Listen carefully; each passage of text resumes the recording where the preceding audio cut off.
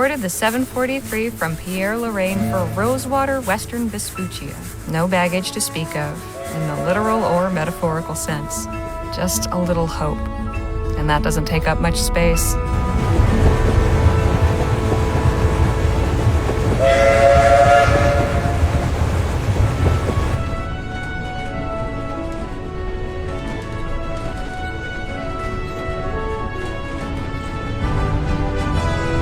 Much has been said about the western frontier, the perilous wilderness, the lawless towns, and the tough, hardened folk who make their way out there, usually to get away from something worse. I suppose I'm about to become one of them myself. There's just one thing Rosewater's got that no place else has, an opportunity with my name on it.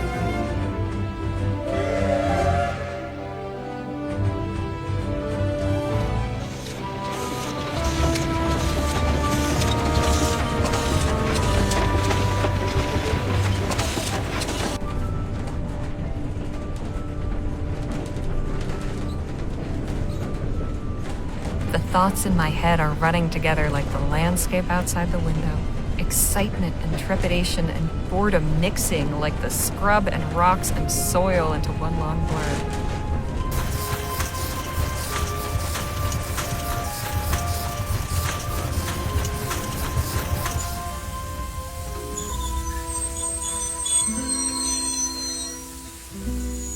One thing I know, I am ready for a change of scene.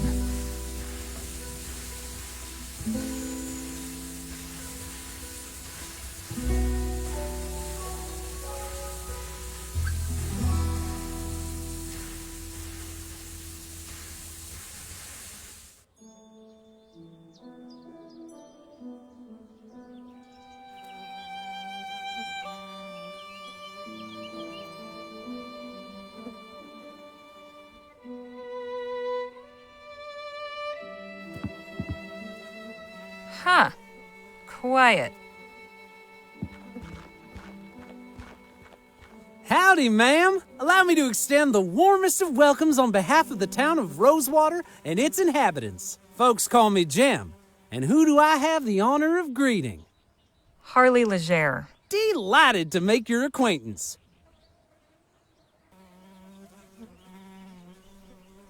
Miss. And I'm here about a job. Planning on sticking around, huh? Say, what line of work are you in? If you must know, well, I write. There's an opening at the Rosewater Post. Well, best of luck with that. The editor at that place ain't somebody you want to cross. Then we ought to get along fine. I'm sure you will. But as official town greeter, allow me to offer a...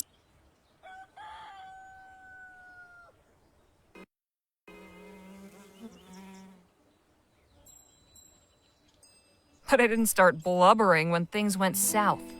Word of advice, kid. Don't pick your mark in broad daylight, especially not at a lawman's doorstep. Go on, beat it, or I really will give you something to cry about. Now, where in the ether is that damn publisher's office?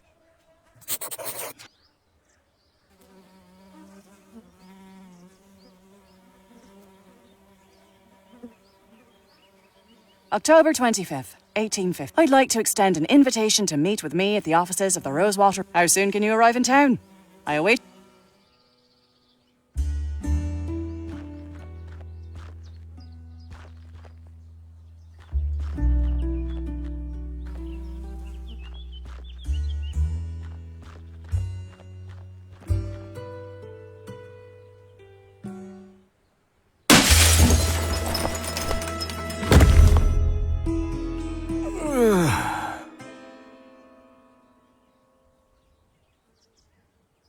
Hey, what gives? 2 feet over and I'd be flatter than piss on a plate.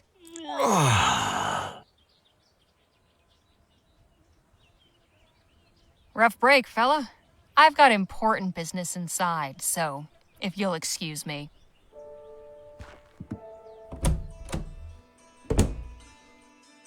Hello, can I help you with something? I'm here about the writing commission. Ah, yes, you must be Miss Leger. I believe you and Joni exchanged some correspondence on the matter already, yes? Yep, got the letter right here. May I see it, please?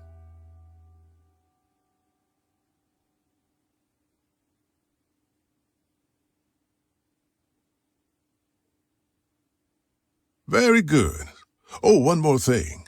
Joni's not one for formalities. First names will do. Noted. Go up those stairs and knock. Thanks. What's your name? Henry Dixon, ma'am. Pleasure to make your acquaintance. Likewise.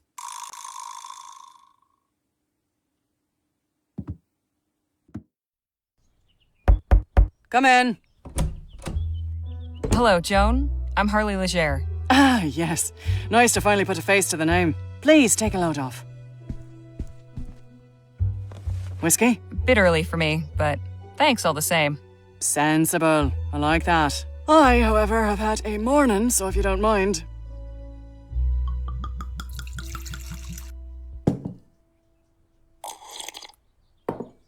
Say, have we met before? Something about you seems familiar. I don't believe so, no. Well, let's get down to the meat and potatoes, shall we? If you're going to join our little family here, I'd like to know more about you. Me? Well, I was born and raised in New Bretagne. Got out, made my way west, and started writing. I saw your ad while I was up in Pierre. Thought a change of scenery would do me good. Well, admittedly, Rosewater isn't as cosmopolitan as it used to be, but maybe you'll find it to your liking. There hasn't been a dull moment since I stepped off the train. Speaking of, your writing sample had me in stitches. I haven't spent much time in Lamplight City myself, but your descriptions of the toffs in Lyon, hilarious. That piece was inspired by my last visit a few years ago, actually. Oh? What brought that about? I had to go back and settle my late brother's affairs. Oh, I'm sorry. I hope it wasn't in connection with that awful business at the Lamplight City Expo. Oh, no, it was before that. The Expo disaster was a national tragedy, of course. But you know, I can't help remembering it as the week our paper sold more copies than it has before or since. Isn't that terrible? But enough about that. Let's get back to why we're here. I loved your sample, and I like you as well, Harley. So I'm going to go ahead and offer you a commission. I'll pay you 45 crowns for it. After that, we can talk about more regular opportunities. Fantastic. So, what's my assignment? A scathing commentary on Rosewater's decline? Or maybe a hard-hitting expose on the plight of the marginalized criminal youth? Oh, no. Nothing like that. I want you to interview Gentleman Jake Ackerman. Who? Pull the other one. You've been living under a rock. He's a true Western legend. The Achilles of our times. We've got a real opportunity here. A star like that landing in our little town. I'd like something in the vein of your sample. Acerbic and mordant. But maybe not quite so acerbic.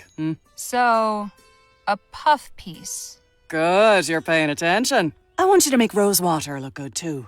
Show me a real frontier hero in a real frontier town. Where can I find this Jake fellow? He's taking rooms at the Jack of Diamonds just down the road. And his show is opening today at the Opera House. So he should be around for an interview. I don't know how you're situated here, but you're welcome to use the typewriter in the office. I only write longhand, but I'd certainly be grateful for a quiet place to work. Longhand. How charming. Now, if you have any questions before you go, by all means, ask. So, who was the man that went out your window? Not another writer, I hope. Oh, God, no. You're the only applicant we've had. Don't worry about him. Just a rabble-rouser with an axe to grind. Thought he could burst in here railing about my journalistic integrity. Most folks stick to writing letters to the editor. I tried to calm him down, but... well, it didn't go that way. I see. Any insight you can give me about the town? It's a far cry from what it used to be. In a way, it's nice not having to hear the noise from the saloon at all hours, but... oh, I don't know.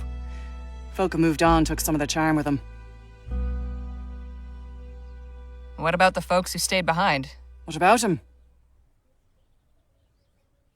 They must be pretty stalwart to stick around when others didn't. Or stubborn. Go on and meet him for yourself. Best draw your own conclusions. I'd best be on my way. Right you are. Wait a minute. What? It's just come to me. I know why you look familiar. You're Spitfire Harley. Goodness. It's been a long time since anyone called me that. I saw you fighting back in 26 at Wellesley Hall in the Chum. You took out a brute twice your size with a right hook. Pow! It was like watching David bring down Goliath. I appreciate the kind words, but that was... Maybe so, but for a 14-year-old kid fresh off the boat, it was pretty damn inspirational. Thanks, Joan. Appreciate it. Of course. And please call me Joni. See you later, Joni. Take care of yourself out there. Spitfire Harley, writing for my paper. Now don't that just beat all?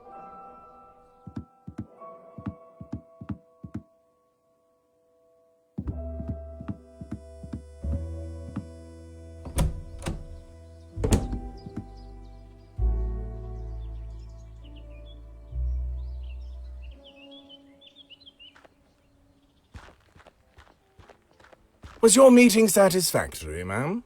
Quite so. Did you find any of those butterscotch sweets I asked for? Afraid not. Only taffy and some peppermints. Pity. This place seems to lack even the smallest of pleasures. Shall we?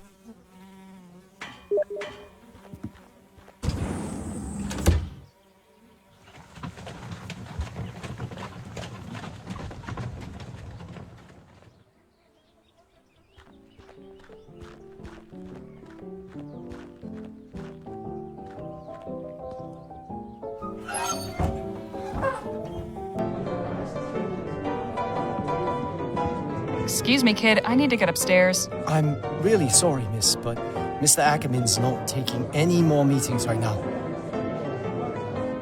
I'm here on behalf of the Rosewater Post. Did you make an appointment? No, I just got the assignment. Okay, look, Mr. Ackerman's upstairs getting ready for his show. It starts in less than an hour. Why don't you come by and watch? You can come meet him afterwards. I just need to interview him for a newspaper article. Well, now, that's perfect. If you're going to write about him, you should definitely see the show. Trust me, he's a real dazzler. Suppose it beats waiting around here.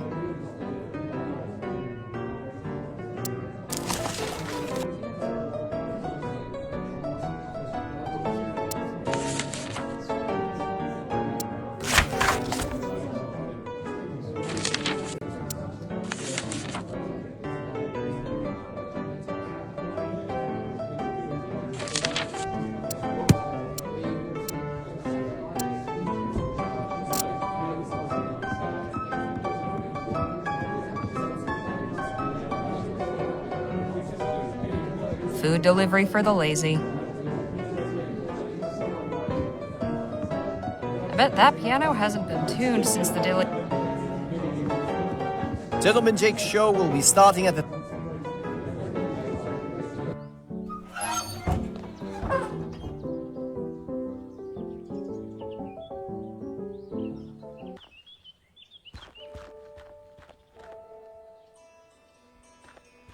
You again? Oh, hey, Harmony, was it? Harley. What in the ether are you doing here? Oh, you're not still sore about earlier. Nah, but your little friend might think twice about hoodwinking strangers again. Look, nothing personal. My brother and me are just doing our best to get by. Your brother, huh? And you just threw him to the dogs to save your own skin. You're clearly the brains of the operation. Hey, thanks. But let me pose you a question. If you don't have your own brothers back, who else on this wretched earth is going to give a flip if you're alive or dead? You made your point. Now, can we drop it already? I'm trying to do an actual legitimate job here. Legitimate job? So you're not selling snake oil or stock tips or fire insurance? Nah, nothing like that. I'm selling tickets to Gentleman Jake's legendary Wild West show. Only 20 coppers. I'll take one of those tickets. Swell! And when would you like to come see the show? Whenever it starts? Oh, you mean today? Oh, well, I'm sold the last of today's tickets not 10 minutes before you walked up. Seriously? Seriously, this ain't exactly the Coliseum. It only fits so many, and folks around here are real excited to see Gentleman Jake in person. All right, look. I don't need to see some yahoo firing off his pea shooter. I just want to talk to this Jake fellow. And I'm sure Gentleman Jake would be happy to meet you if you had a ticket to get in. Course, I might be able to sneak you in quiet-like, but but I'd be putting my job on the line. And I can't afford to lose it now. After all, I have my little brother to look after. Just tell me what you want. Only a small favor. Spit it out. Just help me retrieve something. A small item of great personal value. It's only my pa's pocket watch. Family heirloom, you see. What happened to it? It was stolen is what? By that one-eyed scalawag Lola Johnson. Probably stashed it away in the old smithy. She's been squatting in there for weeks now. You said you and your brother needed money. How about 2 crowns? Well, now, that's mighty kind of you. But this don't change the deal. Why, you little bastard. You want in, you gotta do me that favor.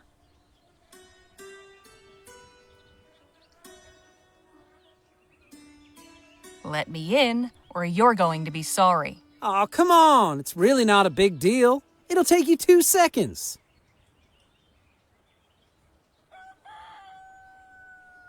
Not interested. Ugh. You can keep those crowns to pay the doctor. Ladies and gentlemen, boys and girls of all ages, are you ready for some thrills? Are you ready for some excitement? Are you ready for some fun?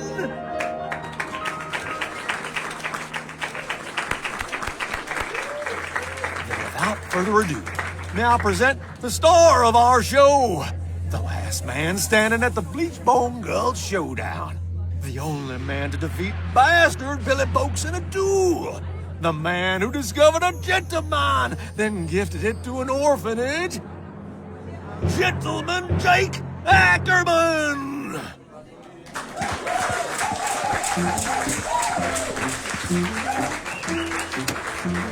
Yahoo!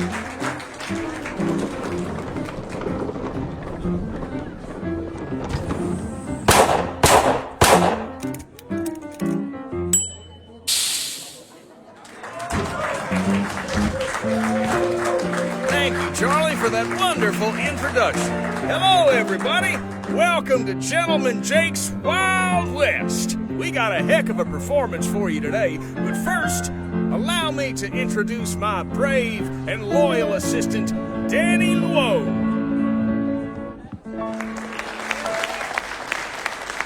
Now let's get this show on the road. And that, ladies and gentlemen, is how you rope a steer. Keep it going, Danny. Maybe you'll lasso yourself one someday.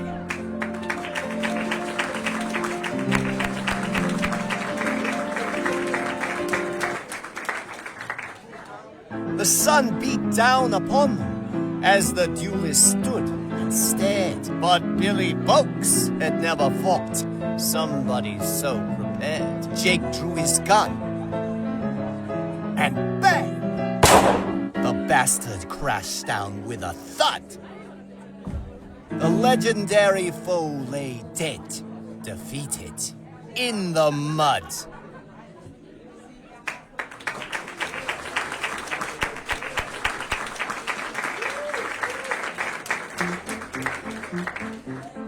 And now for a most challenging proposition, perhaps the greatest feat of marksmanship to which a man can set his sights. You see those 5 juggling balls that Charlie keeps whirling aloft in such a dizzying display?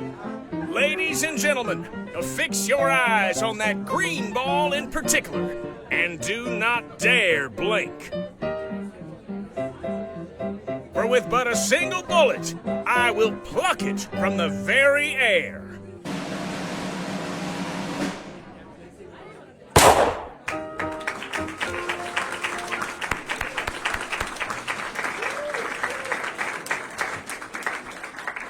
And that, ladies and gentlemen, is our show. Thank you all so much. You've been a truly magnanimous, magnificent, and majestic audience. And you can take home a piece of the legend. Come on down to the Check of Diamonds to get an autograph or a souvenir ferrotype. We'll be there until last call. Stop by and shake hands with Gentleman Jake. Ladies and gentlemen, good night.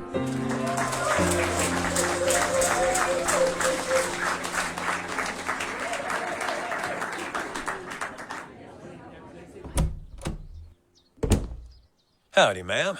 Are you Harley Leger? Who's asking? I'm Sheriff Gamble. A moment of your time. What's the problem? Well, this young man tells me you're responsible for the condition of his brother over there. Yeah, what of it? Listen, I know these two can be ornery, but I can't stand by while folks take the law into their own fists, as it were. Does this mean I'm under arrest? Afraid so. Come with me to the station, if you wouldn't mind. 2 assaults in one day. Is it a full moon or something? As if you wouldn't have done the same in my shoes. Jim can be a handful. Frankly, it's about time somebody put him in his place. But that's all I'll say on the matter. Do keep your hands to yourselves in there, ladies. Roughed up Jim, did you? I did. Who'd you rough up? Some little punk I caught trying to break into my place. Let me guess. Scrawny runt? Face like a leaky pump handle? If your well water runs red sometimes. My warning clearly didn't do a lick of good. Maybe you managed to teach him something. Oh, I barely touched the boy. Pity the sheriff here didn't see it that way. Seems that between the two of us, we've taken down the whole local ragamuffin syndicate. I'm Harley Leger. Lola Johnson. Well, how serendipitous. Jem wanted me to get his pocket watch back from you. His watch, huh? Yeah, I had a feeling he was trying to pull something. Seems like everybody in this damn town is. I'm making tracks soon as they let me out of here. Afternoon, Sheriff Gamble. Mr. Ackerman, to what do I owe the pleasure? I heard you got the lady who was raising Cain at my show. That's right. In the cell there. The one with both her eyes. Might I have a word with the prisoner? Go on, then. Miss Leger, I presume? Uh-huh. Way that kid told it, I was expecting you to be at least a foot taller. You're a lot shorter up close, too. Hey now, no need to be rude. I was merely hoping you'd indulge my curiosity. In all the time I've been performing, I've never seen somebody so hell-bent on a seat they knocked out the ticket taker. So, what compelled you to do it?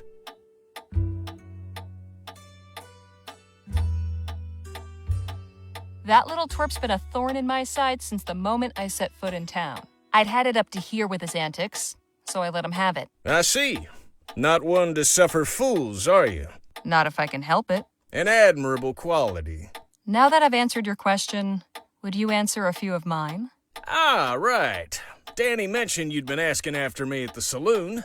You a reporter for the local paper? Provisionally. I've been assigned to interview you. Well, this is hardly the place for it. Afraid I haven't got much choice about the venue. Let's fix that, shall we? Gamble, how much for this fine lady's bail? Oh, let's say, 10 crowns? Danny, pay the man. Here you are, sir. Appreciate it, son. Now then, won't you join me in my room at the Jack of Diamonds? Lead on. Miss Leger, permit me to introduce my associate, Danny Luo. We've met, actually. Not formally, I suppose. Nice to properly make your acquaintance, Miss Leger. Likewise, Mr. Luo. Please, you can call me Danny. Everybody does. So what did you think of the show? Pretty spectacular, huh? Yes, that's definitely the word for it. I'm glad you think so. Shall we proceed with the interview? Right. So who is the real Gentleman Jake? Mercy me. That's a hell of a question. Now, I ain't much for philosophizing, Miss Leger, so I'll just say this. In my case, what you see is what you get. I see. Well, okay then. How did you come to pick Rosewater as your latest venue? Simple. Plenty of folk in this town are looking for a good show. I ain't so hoity-toity as to think El Presidio or Los Virgenes are the only places worth visiting. After spending all day bent over a pan and a creek and working his keister off down in a mine, a man is entitled to some amusement, wouldn't you say? You're clearly a man of great deeds. Which would you say has been your greatest? I value all my accomplishments equally, Miss Leger. To single any one out would diminish the others. I couldn't bring myself to do that. What a noble sentiment. I like to think so. Is there anything that frightens the mighty gentleman Jake? You know, somebody once told me, fear is only as deep as the mind allows. When you deal with the type of folks out on the frontier that I do, marauders, bandits, desperados, your fears have got to be shallow. Otherwise, you won't last 2 seconds. Hey, Jake, don't you have an appointment with Miss Sally this evening? Damn, you're right. Sorry to cut things short, Miss Leger. I've got another engagement I need to prepare for. I should have plenty for my article. I appreciate your time. Well, I look forward to reading your story in the next edition. Danny, see the lady out, would you? Thanks again for bailing me out, Danny. Guess I'll see you around. Not to worry, gents. Jake's all yours. Hey, you were in the show. Nice juggling. Thank you, ma'am. Jake! Get your ass out here right now, you four-flusher.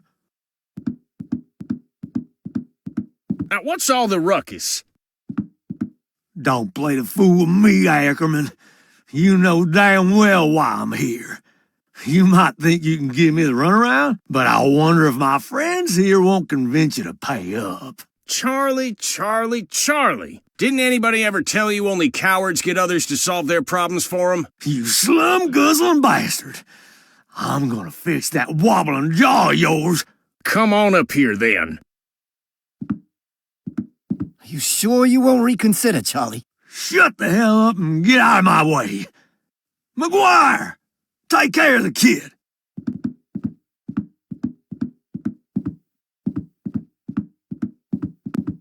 Let's dance, cowboy. I suggest you clear out while you can, little lady. This could get ugly. From where I'm standing, it's pretty damn ugly already. Hey! So that's how you want it, huh? Fine. I'll let the boss deal with you when he's done.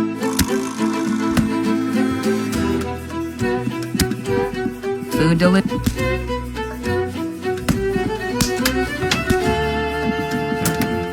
Ooh-wee!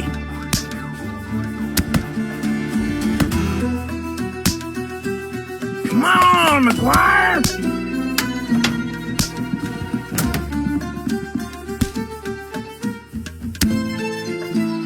Hey!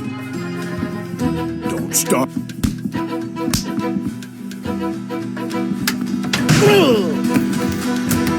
Whoopsie daisy. I'm not walking away.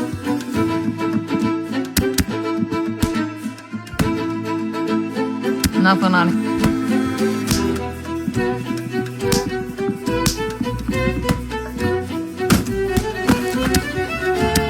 Hey, nice one. Not the most honorable way of winning a fight, but these boys were hardly playing fair. Hey, Charlie. Looks like your guys weren't as tough as you hoped.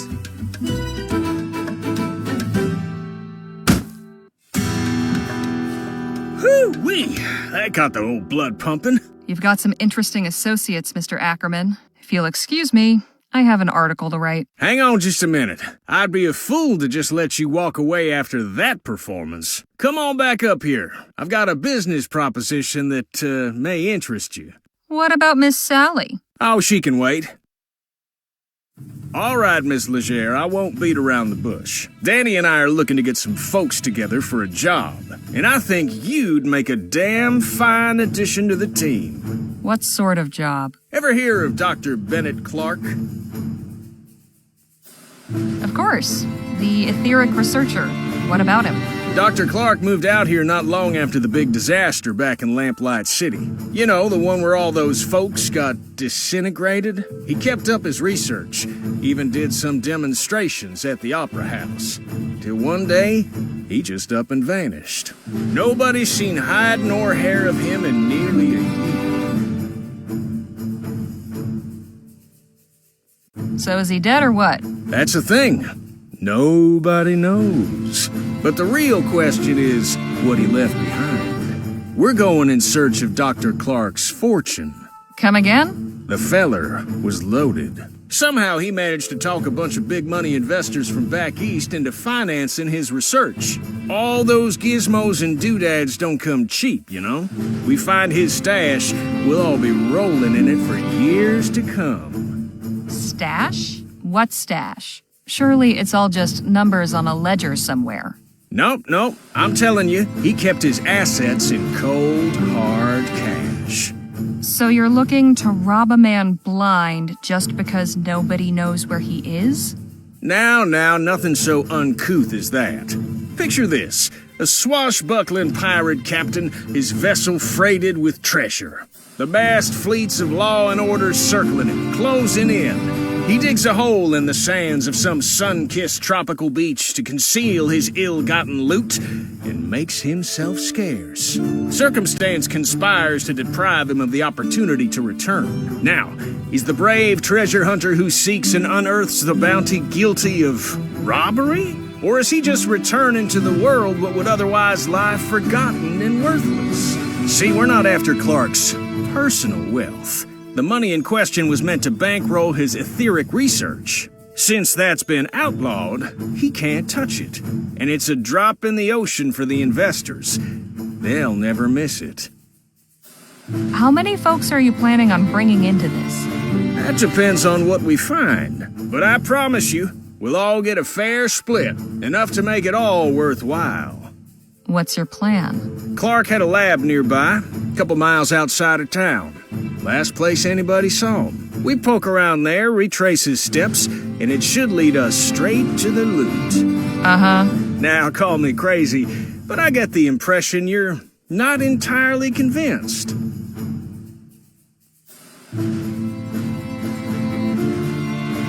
Truth be told, I'm not. How can you be sure Clark isn't just holed up in some cave with his cash? Or that someone didn't off him so they could claim it for themselves? We follow Clark, and whatever vanished him could end up vanishing us, too. I admit we're asking you to put a lot of faith in us. Hell, I'd probably be just as incredulous were I in your position. Mr. Ackerman's a good man, Miss Leger. He's never led me astray in all the time I've known him. I appreciate it, Danny, but I think Miss Leger's gonna need a little more than just your word. Look, I've known quite a few moneyed folk in my time. They all got one thing in common. You know what that is?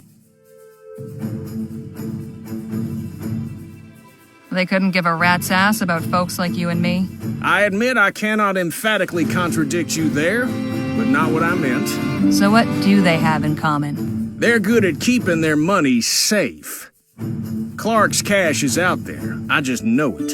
As far as your safety, you just took out a couple of brutes twice our size. It's plain to see you can take care of yourself. I'm pretty good with my pistols, and Mr. Ackerman can talk his way out of anything. But we could use somebody who's good in the fights. Besides, stick around old Jake long enough and you'll have enough material to write a whole book. Forget a measly little write-up in the local rag. I'm offering you a front row seat to a much better show. So, what do you say?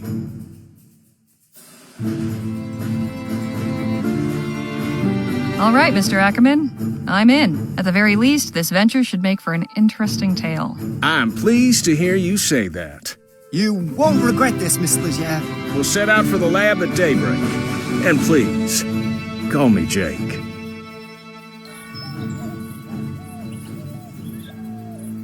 Dr. Clark's laboratory is a short hike from Rosewater. After getting run out of Lamplight City, this is where he went to ground. A secluded desert facility where he could get up to who knows what. Jake, Danny, and I head there at first light to see what secrets he left behind. Quite a sight, ain't it? I'll say.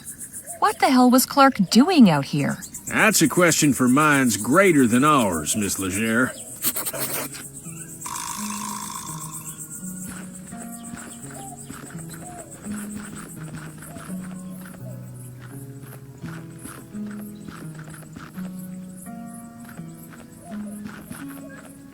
Guess it shouldn't come as a surprise that the front door is not wide open for us.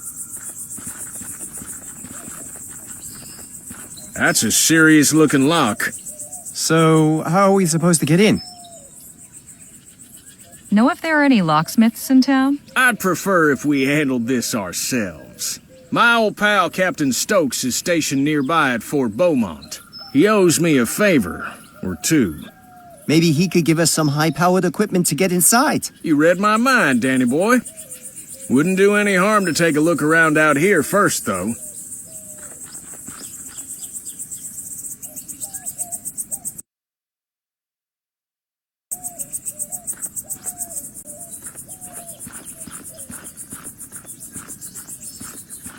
Looks like Clark missed his last mail delivery.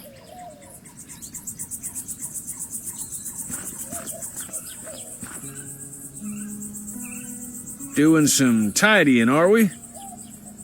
We might find some use for these. Come help me. I can't carry them all myself. Hey, I ain't gonna start bellyaching if you want to go around collecting refuse. Might fetch us a few shillings if we sell them back at the Jack of Diamonds. There you go. And some for you. Thanks.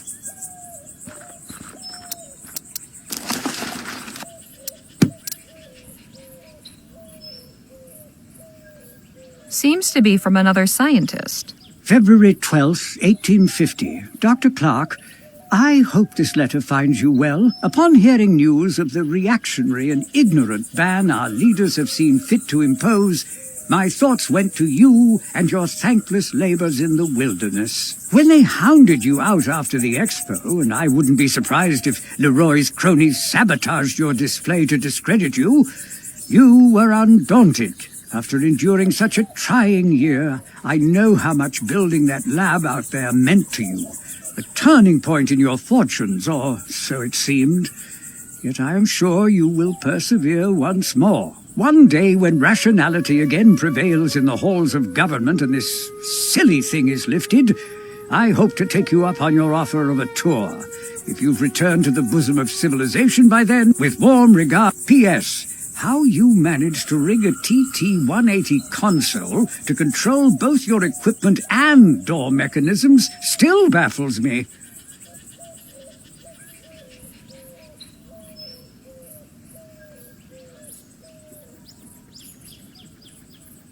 The good doctor was pretty... Wonder if Dr. Clark boarded these up himself.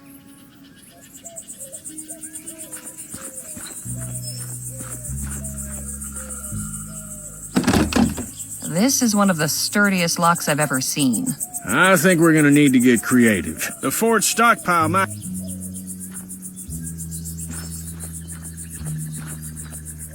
Hey, Danny?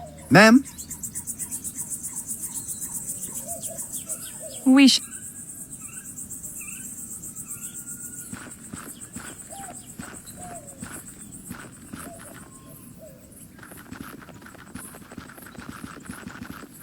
What are you doing? This is no place for sightseers. And just who in the ether are you? Such disrespect. You toy with forces you do not understand. The lady asked you a question, sir. Heed my warning. Stay away from this place. Its mysteries are not for you. Hey, wait! You forgot your... hat? What was that all about? Good question.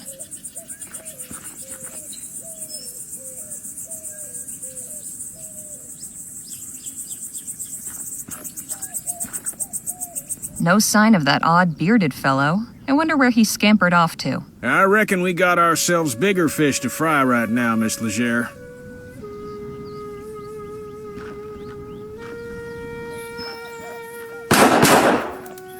Hey, look, a show! What a racket. She's pretty good, though. Híjole! Excuse me? I said... Hey! Caramba, you made me miss. What do you want? Who are you, and what are you doing out here? I am Marisol de la Vega, Lieutenant General of the Constitutional Army of New Spain. My compadre is Corporal Eugenio Garcia. Pleasure. I'm Harley Leger, and these are my associates Jake Ackerman and Danny Luo. Good to meet you. In answer to your second question, Eugenio and I are practicing our shooting while we wait for our jefe to conclude his business. Do you know anything about the laboratory just over yonder? That abandoned wreck is a laboratory? It was at some point. Clearly you know more about it than I do. Who did you say you were waiting for? Our leader, General Filomeno Marquez. Surely you've heard of him. Yes, of course. Who hasn't heard of the great General Marquez? Me, for one. Your companion would do well to educate himself. Perhaps General Marquez will see fit to honor you with his presence when he emerges from the belly of the beast. That's all for now. Happy shooting. Thanks, gringa. Caramba! Hey, any... What is it? We'd like to come in, please. More unannounced visitors? Must be my lucky day. What country exiled you? None. We just want to speak with Captain Stokes. Afraid he's indisposed. Why don't you tell Stokes that Jake Ackerman needs a word? Gentleman Jake? At your service. We're not in the market for entertainment. It's like I said. Oh, dad blasted. Would you knock it off with the shooting already? I can't hear myself think!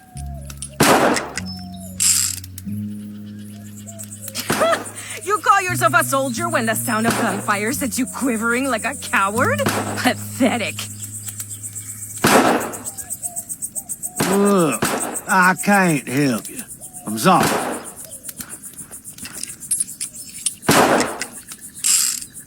I wouldn't be asking to see Captain Stokes if it wasn't important. I opened the gate for the last person who said that to me today. And what did I get as a reward? His 2 cronies raising hell for the past hour. No, ma'am, not again.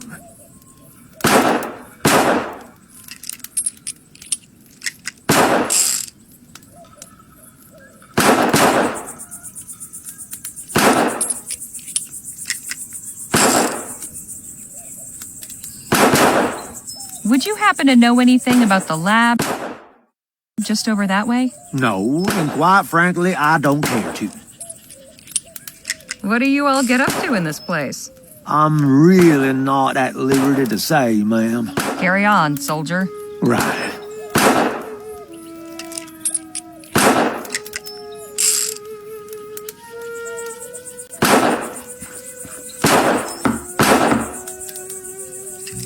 No handles.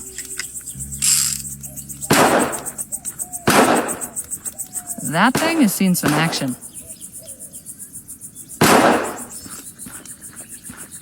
Can we talk? What's on your... How are we supposed to get into the fort? Good question. I figured it'd be a breeze, but the guard's ornery as a mama bear with a sore teat. We need to figure out how to get on his good side.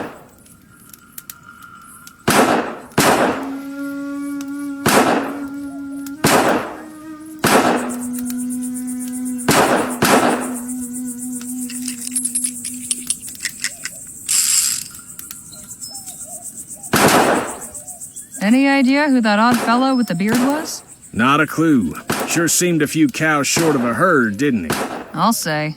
Let's hope he doesn't cause us any trouble. Enough jabber. Tinfoil. Why was that man wearing it as a hat? Vaya. No handles. Anda!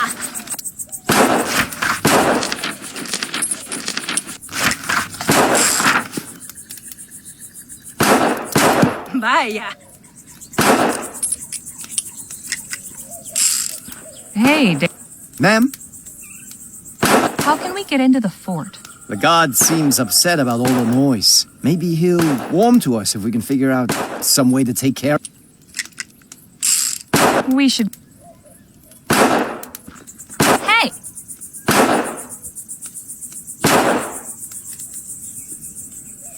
You again. What is it now? Say, do you think you could practice your shooting somewhere else? Why? The fort guard isn't happy about the noise. Well, then maybe he should choose another profession.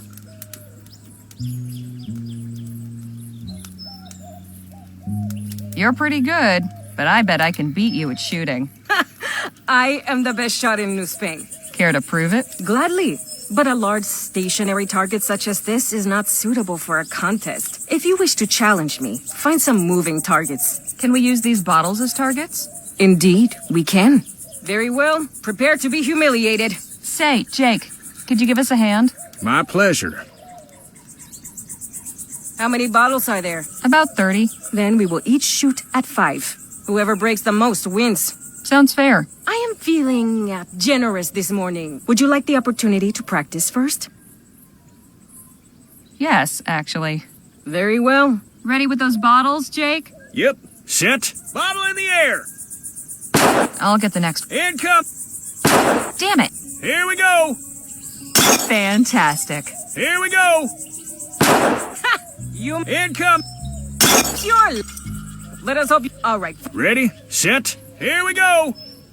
Nice shot. Bottle in the air. Fantastic. Here we go. Damn it. Incoming. Bottle in the air. Nice shot. My turn. Incoming. Híjole. Bottle in the air. Dale. Here we go. Anda. Incoming. Dale. Here we go. Damn. What? You beat me? I don't believe this. Beaten by a... pinche gringa pendeja. Eugenio, vámonos de aquí. Nothing worse than a sore loser. That was some great shooting, Miss Leger. Tell me something I don't know. I knew bringing her along was a wise move.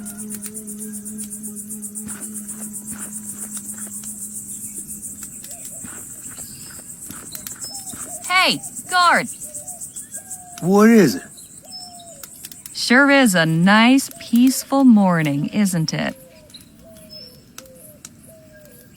What happened to those cacophonous varmints? They took their business elsewhere. Now, would you be so kind as to let us in? So long as you promise to keep it down. Deal.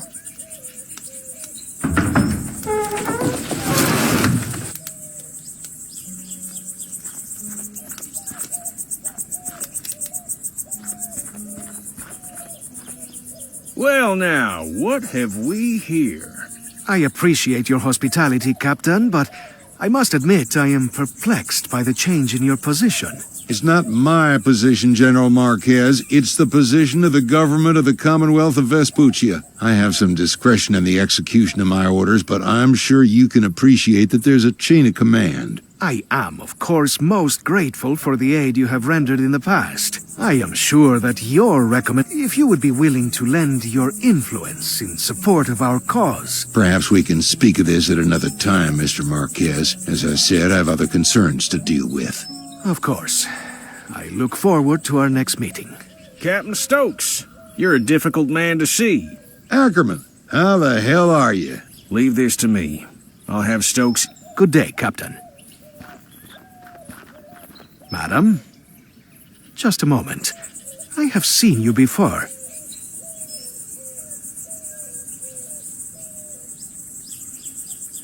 Doubtful. I'm sure it's someone else you're thinking of. No, I am quite certain. Of course, the newspaper office. You left me lying in the street. I'm sorry, but I had things to do.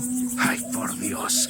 Is there not one selfless person in this country? Look, if I see you falling out any more windows, I'll pull out my net. Fair? Amusing. What's your name, anyway? Harley Leger. This is Danny Luo, and over there is Jake Ackerman. Sir? I am General Filomeno Marquez. Though Filomeno seems to be difficult for you Vespuccians, so you may call me Phil. Phil it is. Good to meet you. And you, I suppose. What brings you to the fort?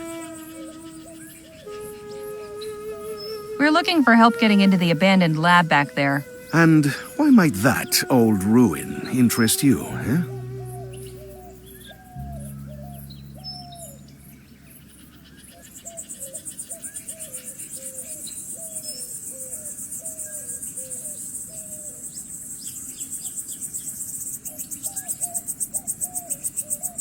We were thinking it might make a nice hotel. Just need to spruce it up a bit. Then we can charge folks for rustic desert stays. Ah, I see. You were attempting to make a joke. In any case, there may be something in there to interest me as well. In fact, I could get the laboratory open so we could both go in, if Stokes were not so stingy with his munitions. How do you mean? My specialty is demolitions and explosive. I thought perhaps the captain... It's like I told Mr. Marquez, much as I'd like to help, in fact, I was just... Hold your horses, Captain. How about we come with? It's mighty kind of you. Can't promise it'll be safe, though. We'll be going... Come on, Stokes. You forget who you're talking to? I laughed. We'll ride with you. Your friend is quite the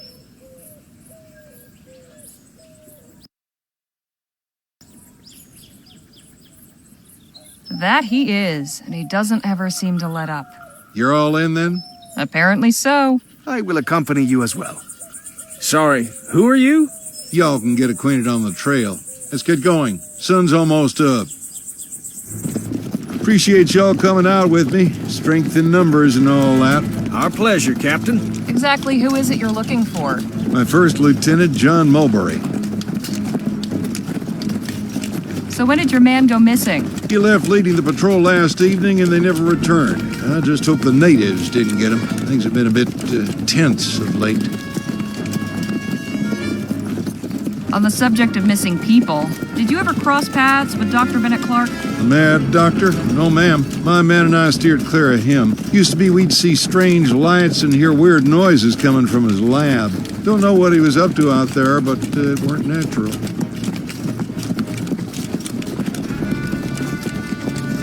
Been stationed at Fort Beaumont long? Nearly 4 years now. For the most part, it's a fairly quiet post. Of course, Rosewater's nearby and usually good for a diversion. On that note, I'd be honored to have you at my show, Captain.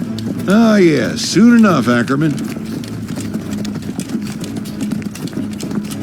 What makes you believe the natives are behind Mulberry's disappearance? Our patrol perimeter goes close to their village. Wouldn't be the first time we've come to blows over boundaries. They fall back once they see our superior firepower. Thankfully, they haven't got guns, but they've been getting mighty bold lately. So you're saying they've gotten aggressive when you've gone near their land? Sounds to me like they're just defending themselves. Listen, Leger, with all due respect, you've no idea what you're talking about. We've already given these folks an inch, but they have taken a mile. The government's tried appeasing them with treaties and such, but those ain't worth the paper they're written on. You'd sooner reason with a coyote.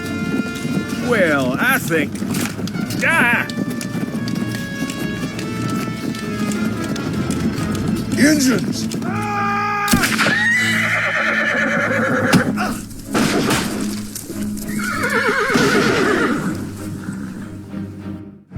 So far, we have been stymied in our efforts to search Clark's laboratory. Captain Stokes let out a search patrol, and he let all us supplicants tag along. But it wasn't enough to deter the native war party that ambushed us. Stokes slipped the trap laid for him, leaving us four to stand in his stead. Now we await intelligence of our captors and some sign of our fate. Well, isn't this a fine turn of events?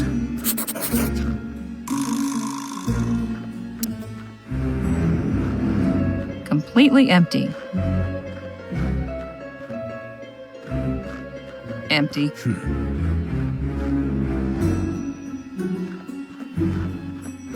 This bastard. Yeah, at least we can... Uh-huh. Except there is no water in here. Then let's hope we can get...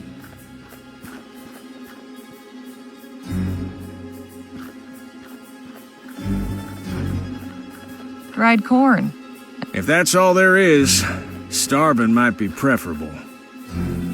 It's quite ornate. Brightens the place up, I suppose. It is noble to find beauty in dark moments, but perhaps not so very useful. Hey, Jake? Miss Leger? So, you planning on just sitting around all day? For your information, Miss Leger, I'm trying to formulate an escape plan. Could have fooled me.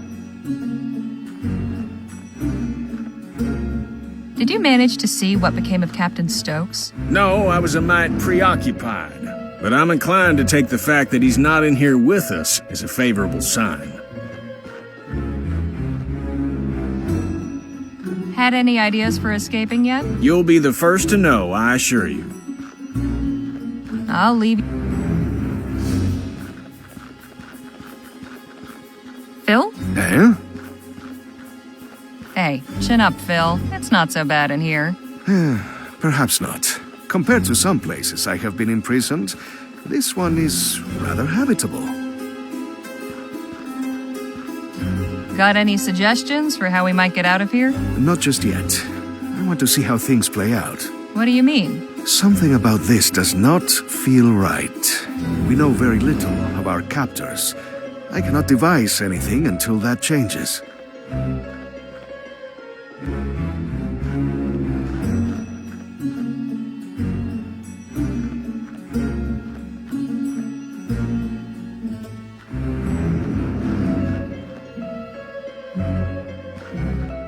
I'll just... Hey, What is it? could you knock it off with the pacing? It's not helping. Sorry.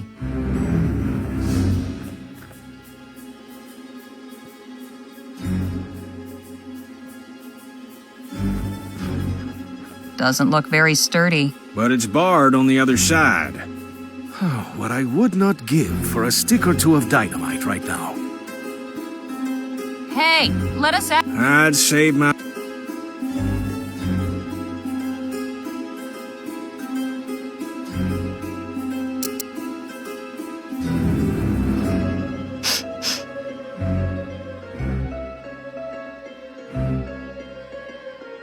That's not going to...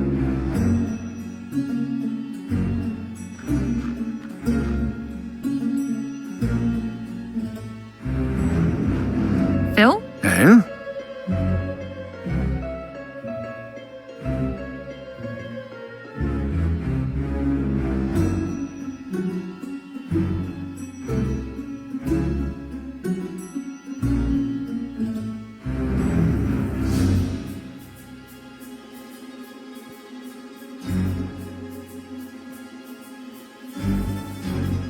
I'll just...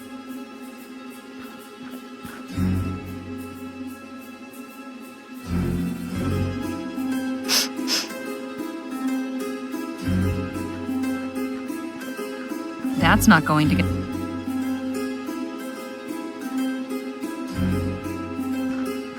I had a bath just...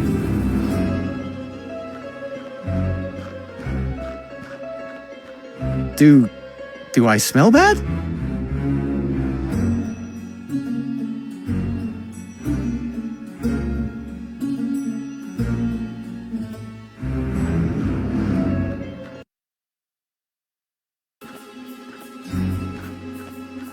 Hey, Jake? Miss Leger? Could you remind me... Sure. Something pliable like wax. Something sharp I can... Something shiny. I'll...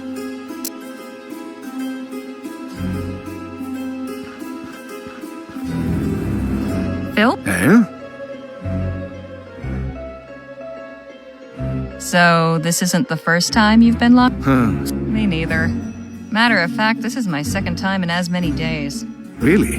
What happened? The sheriff in Rosewater arrested me for knocking out a little ruffian, but these two bailed me out. Pity getting out of here won't be so simple. Did you see what became of Captain Stokes? Yes, though I wish I had not. Pinche cobarde. That doesn't sound like a good thing. He turned and ran. Took his men and abandoned us. To think I held him as a man of honor. Bastardo! Whoa! Easy there, Phil. Forgive me, but I cannot abide a deserter. It takes a low sort to abandon someone who's counting on you.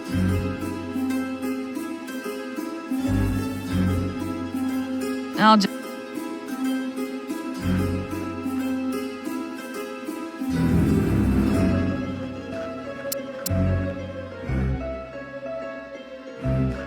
This sharp enough for you? It'll do, it'll do.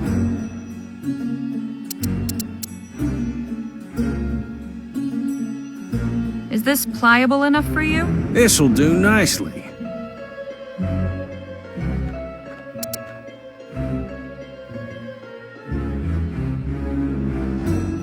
Will this work for what you need? Shiny and metallic. Perfect. Well, I'll be a monkey's uncle. You got everything. Sure did. Now, will you tell me about this plan of yours? I'm bluffing our way out of here. Give me a few minutes and you'll see what I mean.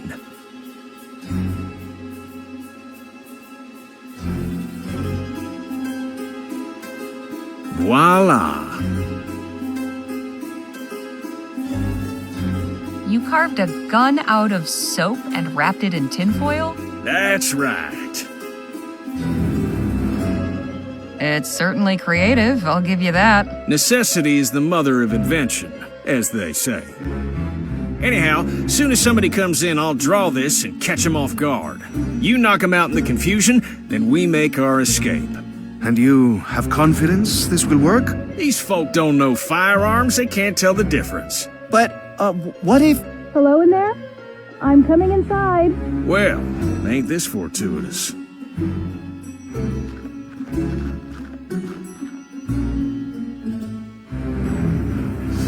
Greetings. I'm Nadine. I've come to... Hands up! Is that a fake gun? Yes? Don't mind my friend here. Nadine, was it? Yes, Nadine Redbird. Harley Leger. So just what is it you want from us? The chief sent me to make sure none of you were hurt. She also wants to speak with whoever's in charge of your group. That would be me. All due respect, sir, but after that little trick you just pulled, you're out of the running. I'll go then. All right, come with me.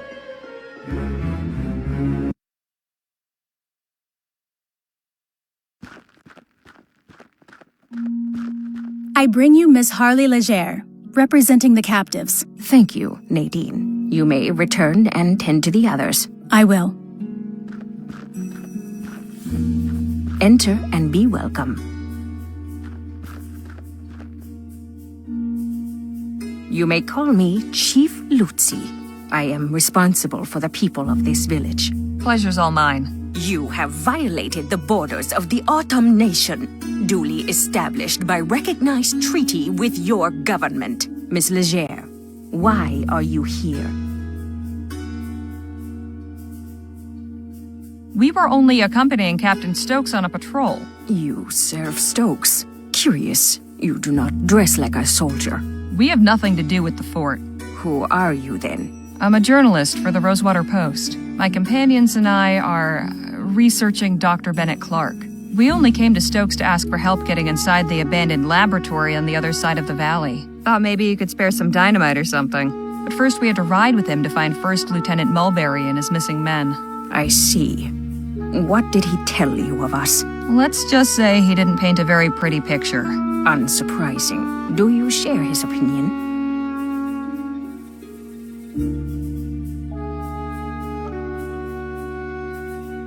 Well, you haven't killed me yet, so I'd like to take that as a good sign. The Autumn mean you no harm, Miss Leger. However, for months, the fort soldiers have routinely violated our borders and harassed our people.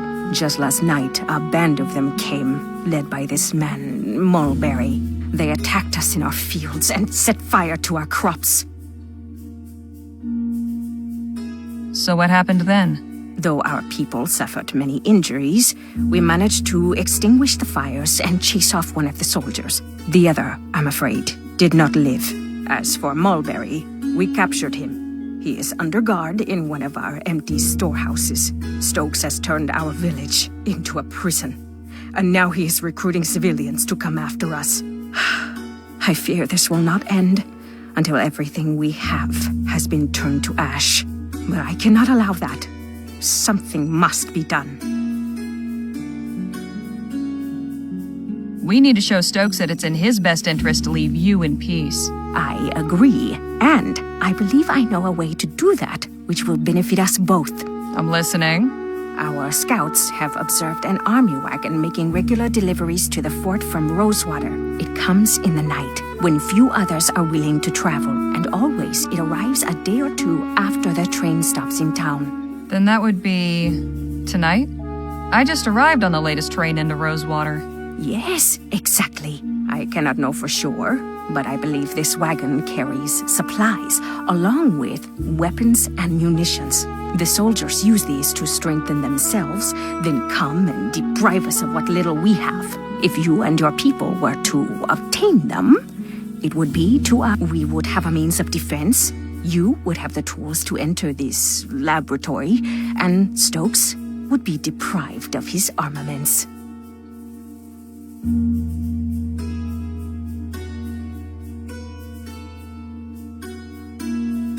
You're proposing we raid a military supply wagon? That sounds awfully risky. Our peaceableness has brought us no safety. In doing nothing, we risk extermination at the hands of these men. Tonight, then, huh? Tonight, or not at all. The cover of darkness will be to your advantage. Our scouts have also noted that only 2 men guard the wagon. Guess I'd better tell the others and get to planning. You are welcome to rest here in the meantime. Thank you, Chief Lutzi. May the Earthmaker guide you.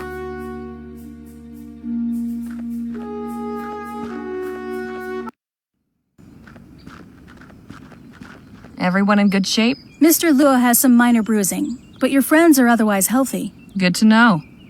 Hey, fellas, come on out here. We got some business to discuss. I take it your meeting with the chief went well?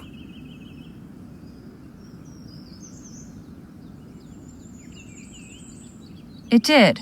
These are good people who can help us if we help them. Help them? With what? With Stokes and the fort. Turns out the reason Mulberry didn't come back is that he was taken prisoner while conducting an unprovoked raid on this village. A raid Stokes himself ordered. What? Army soldiers have been crossing into Otham territory and attacking them without justification. It's true. I have treated many of the wounded myself. Hijo de la... We cannot let this injustice stand. That is troubling. But what can we do about it? Chief Lutzi suggested we hit him where it hurts, the fort's supply chain. So we'll be carrying out our own raid on a delivery wagon. And to think just yesterday you were having reservations about robbing folk. Reckon it's true what they say about the frontier changing people. I don't know about you, but I don't feel too bad about lifting a little from the crown. It glitters enough already. If the government is engaged in oppressing these people, you should be proud to resist. Now listen up, because we've got some preparations to make. And the wagon will be coming through tonight, according to the chief. We can get the munitions Phil needs to get us into the lab, along with some weapons and supplies for the Otham. Ah, the old 1-2 punch. I like it. Only question is, what's the best approach? I'm thinking we create a distraction. We get the wagon to stop, then you and I keep the driver occupied while Danny and Phil sneak the stuff out. I prefer a more direct approach. You said the wagon was poorly guarded, eh? We have enough fighters to overpower them. When they see they are outmatched, we should be able to take what we need without firing a shot. Wouldn't it be better to do this without drawing any attention? You could set up a roadblock, then sneak out what you need while they investigate. All good plans. Have you got anything, Danny? No, but I think we should be careful. Something like this could so easily go wrong. So, what's it going to be?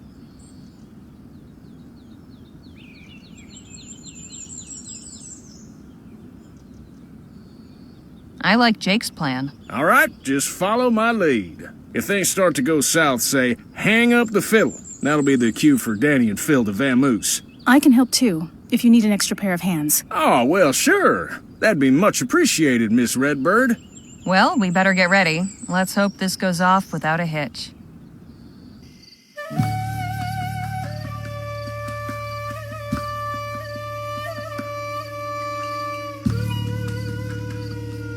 What's going on here?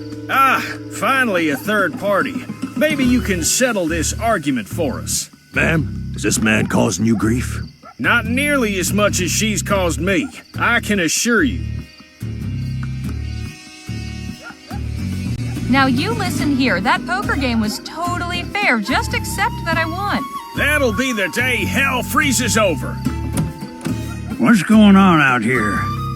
These two lackwits are standing in the middle of the path. This ain't no place for a gambling dispute. What in the Sam Hill are you two doing out here this time of night anyway? We had a bit of wagon trouble on our way home to Rosewater. You ever been there? Yes, sir. That's where I grew up.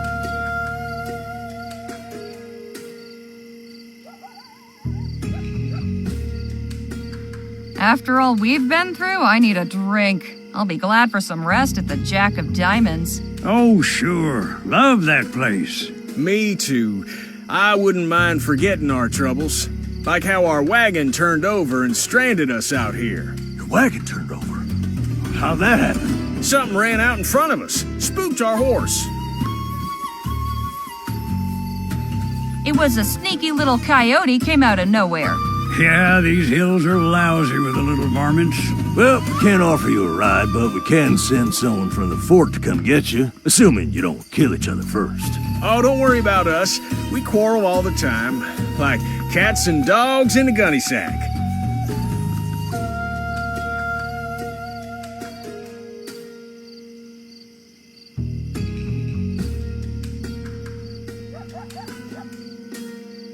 If I had a copper for every time we'd called things off, then gotten back together. Wait a minute. Oh, right.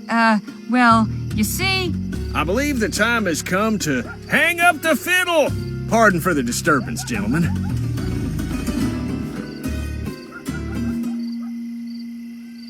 You have come back to us. Did you obtain what you needed? Yes, with this dynamite, getting into the lab will be quite easy. Then I am glad the raid proved fruitful. Chief Lutzi, I am curious. Now that you can arm your people, what is your plan? I can certainly understand your curiosity, General Marquez. You know me? We are close enough to the new Spanish border to keep informed of current events. To answer your question, we will defend ourselves. Peace has not worked against those who wish to harm us, so we must answer them with force. You strike me as a wise and capable leader, but allow me to offer one piece of advice. Do not underestimate your enemy. Nothing angers a tyrant like a show of resistance. I appreciate it, General, but I believe we will overcome. I truly hope you do. So, there's something else. Several crates in the wagon were marked Rosewater. I thought it was strange, considering that's where the wagon was coming from. And not only that, we found a safe filled with aurum bars. I wanted to take them, but Danny refused.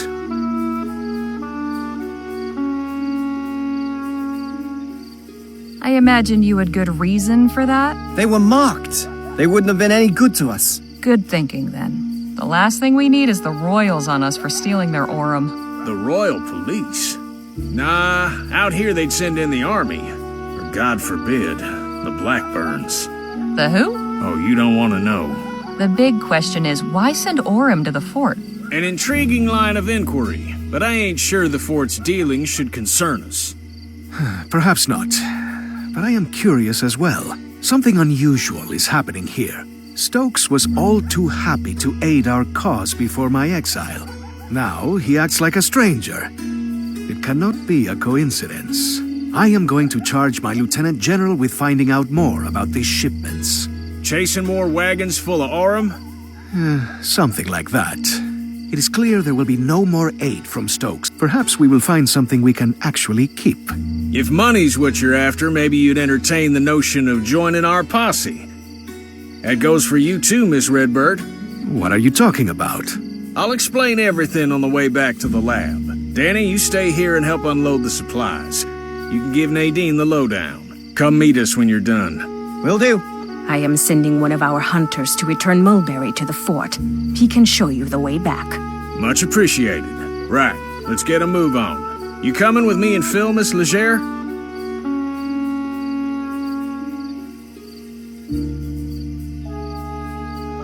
Damn right. Someone's got to be sure you don't blow yourself sky high. And can it with the Miss Leger bunk? It's Harley.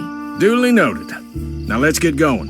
Just one more thing before you go, Harley. You said you were a journalist, yes? That's right. Do you believe the townspeople would take an interest in our cause? Some might. I can certainly tell my employer about the treatment you've received. Please do. I have a statement I would like you to carry back. The Autumn are a peaceful people.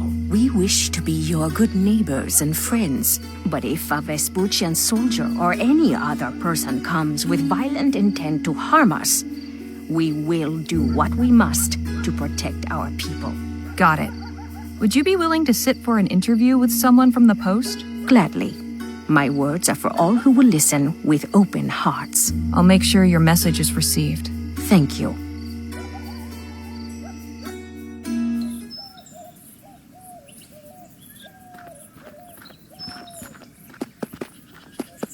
Thanks for showing us back, partner. We can take it from here. Well, would you look at that? Didn't think I'd be seeing old Jesse again. I'm keeping this arrowhead as a good luck charm. And who knows? Maybe some collector out there would be interested in acquiring the arrowhead that nearly wiped out Gentleman Jake. Híjole. Is he always like this?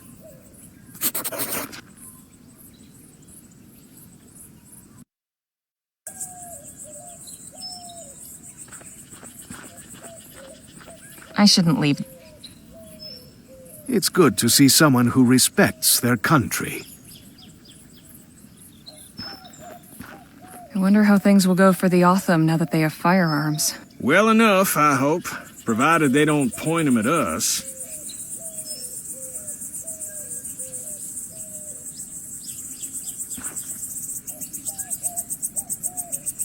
You're quite certain you know what you're doing? Just leave everything to me, and stand far, far back.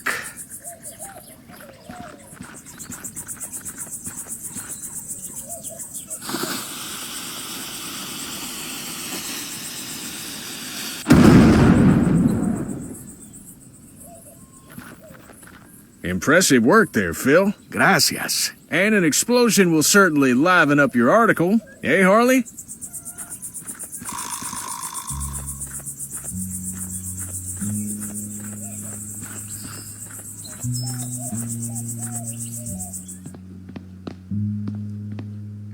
Well, slap my behind and call me Betsy.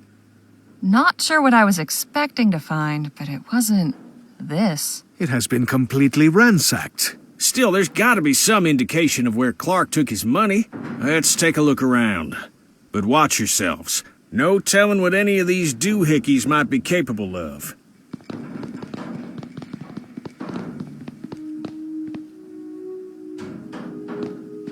A wooden mannequin in a cage? I have so many questions. You sure you want them answered? At least Dr. Clark practiced fire safety. I can't see through. The window is too grimy. No handle. Must be some other way to open it.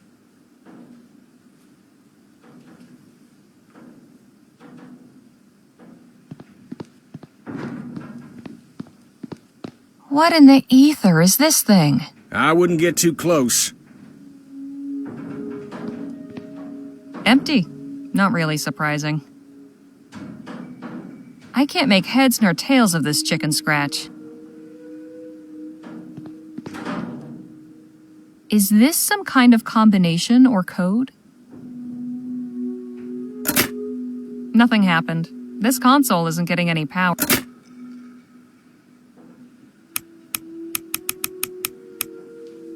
One of the dials is missing. It won't turn any further.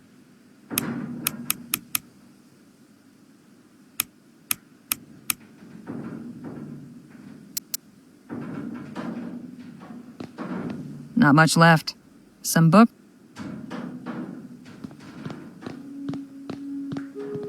Looks like some type, and it's pointing right at the cave.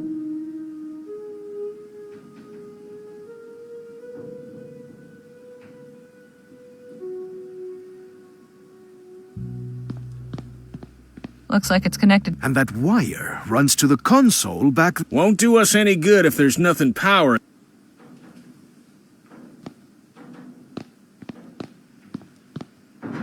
This Clark fellow was into some strange things, wasn't he? I'm starting to understand why he chose to do his work out in the middle of nowhere.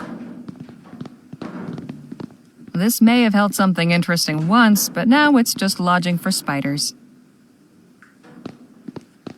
This must be where Clark parked his rear during his experiments. I'm guessing this thing needs to hit full power before the machine turns on. Some kind of power meter.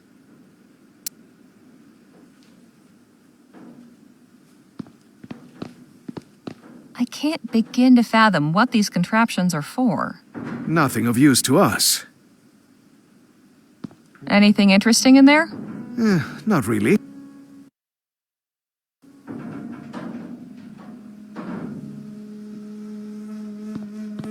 Way too high. Want me to give you a boost? Nah, I still couldn't reach. I'll think of something else. Maybe this will help. Then again, maybe not.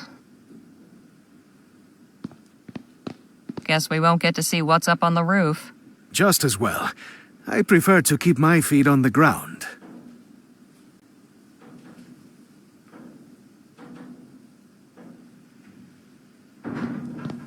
This is where all the cables wind up.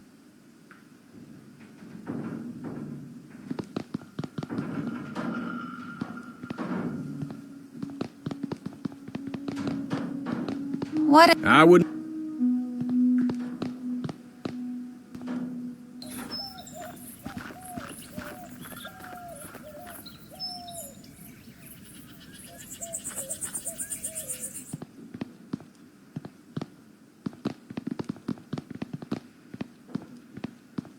Can we talk? What's on your mind? 'Cause you know I've been wondering about the Otham. What do you suppose will happen to them now that they're armed with guns? I worry the fort will see it as an excuse to declare an all-out war. Yes, that is my fear as well. If Stokes attacks and they successfully fend him off, then perhaps he will leave them alone. But it will certainly not happen without bloodshed. Well, best of luck to him.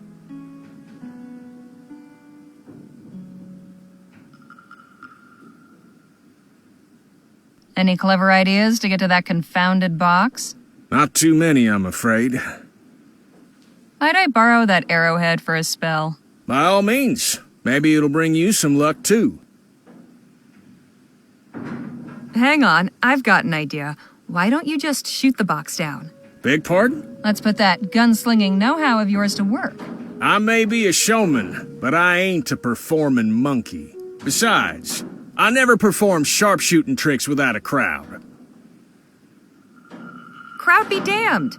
I want to see what's in the box. You've proven yourself resourceful. I'm sure you can find a more practical way to get to that box that doesn't involve me wasting ammo.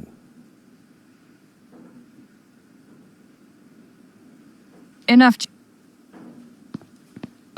Hey, Phil? Let's talk. What about?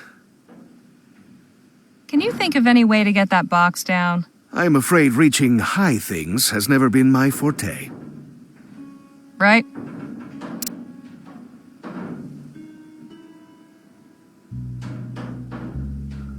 I hope this isn't considered treason.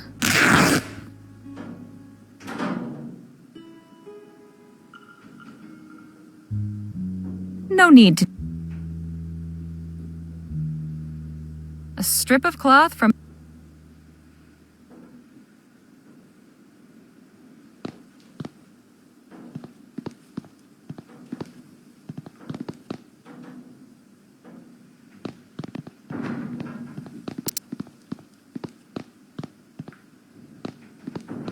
That's not going to help me.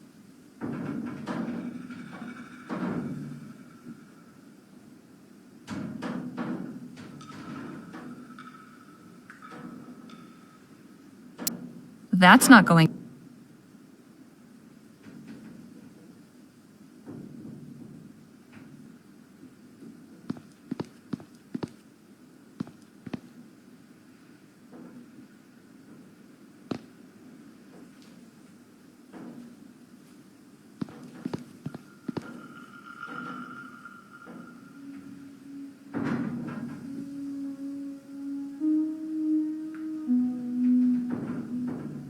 Guess we won't. Just as well.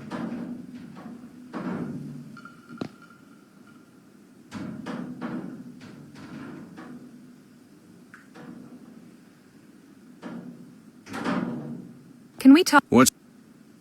I don't understand. You showed up now, all I'm hearing are excuses. All right, look. The truth is, I've gone a mite rusty. A couple of years ago, I could have done it with my eyes shut, but time ain't been kind to my hands. So how did you pull off that juggling trick? Danny's the one that shoots the ball from the wings. You want that box down so bad, ask him to help you when he gets back. Enough, Jim.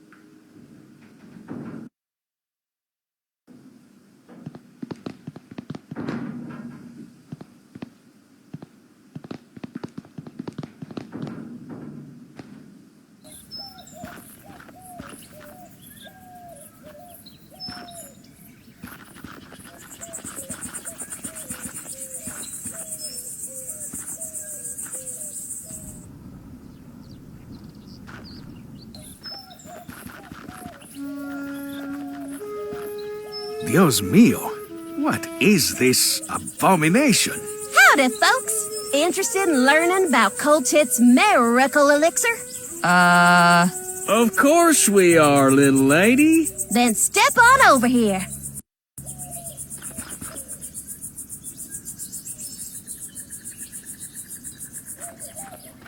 I'm sure there's a lesson here about the laws of supply and demand.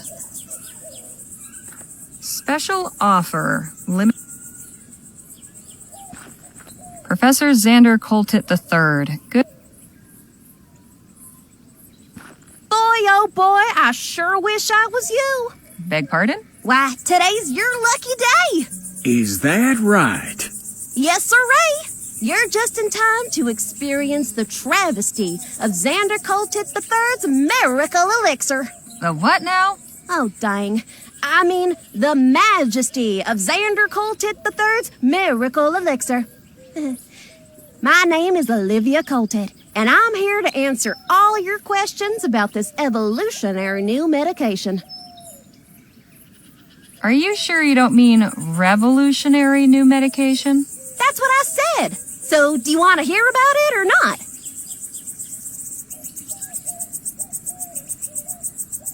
Fine, I'll bite. Tell me about this miracle elixir. Glad you asked. From the maker of the wildly popular Coltit's emulsified soporific comes Coltit's miracle elixir, the finest, most elective tonic in Vespuccia. Guaranteed to treat and cure all illnesses from arthritis to yellow fever. And for a special limited time, we're selling it for the treasonable price of just 5 crowns. All right, give me a bottle. Yay! Thanks, ma'am.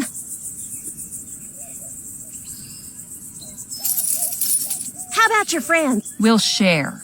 Oh, okay. If you change your mind, you know where to find me. And if we're gone by then, well, best of luck to you. You wouldn't happen to be related to a kid in Rosewater named Jem, would you? No, ma'am. Far as I know, I'm a lonely child.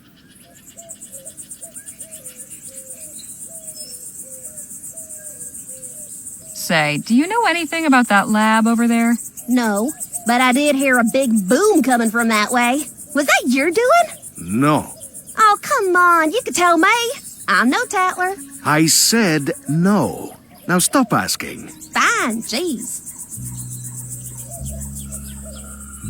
Why are you parked in the middle of the desert when there's a town full of potential customers not 2 miles from here? Oh, I'm just minding the wagon while my daddy's doing his business at the fort. But he told me to stand out here and detract anybody who might come by. And has anyone else come by? Oh, sure. Tons of folk. Only one who didn't stop was a feller on horseback. Too bad. 'cause the guy he was hauling looked like he could have used some elixir. I think I've heard enough for now. We'll just be going. It was a real pressure.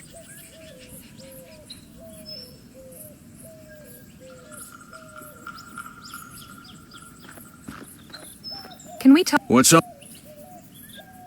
Enough.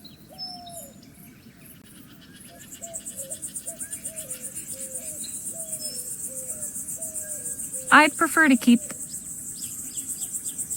prefer. Whew.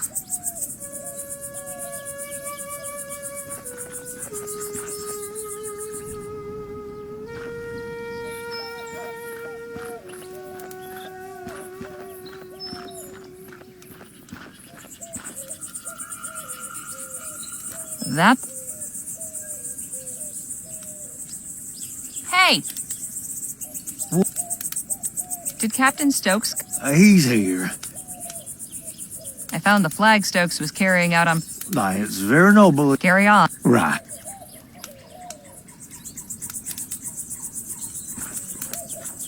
No handle.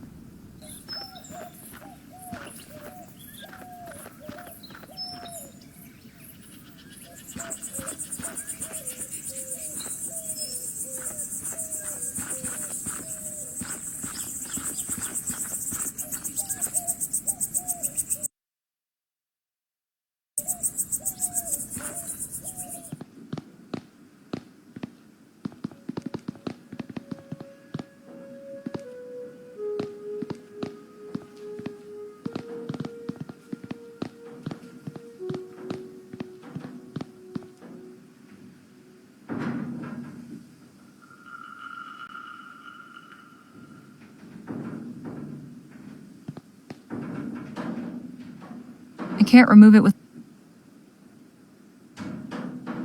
Let's see if this works.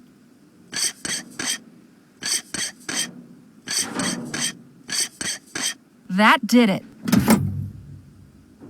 Looks a bit worse for wear. Just... looks...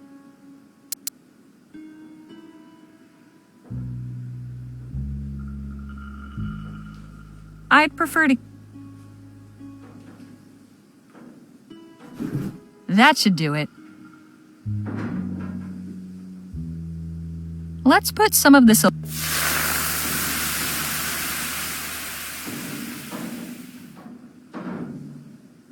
I'm guessing...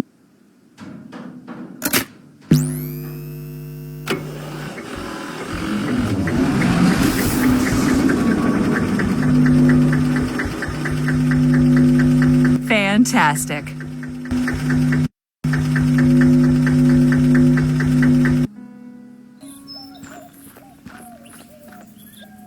Looks like Phil managed to get the door open. I wonder if they found anything inside.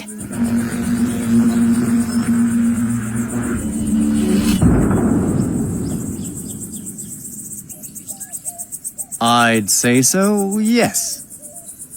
We are up and running. Impressive. This technology is amazing. What did this Clark fellow intend to do with such power? I'm beginning to wonder about that myself. Nice job getting the lights back on. Get everything squared with the Otham? I think so. They're adequately supplied. They should be well off for some time. Well, I suppose we should see about... Hello? Is someone in here? Damn. Looks like we've attracted some attention. I come in peace. Please, make yourself known. Guess we don't have much choice. Hail! Goodness, I wasn't expecting so many of you. And we weren't expecting anybody at all. And just who might you be? I am Paul Burkhart, emissary of the Luminarians. The what now? We are disciples of Dr. Clark, protectors of his artifacts and legacy. No kidding. So you must know all about him then. Quite so.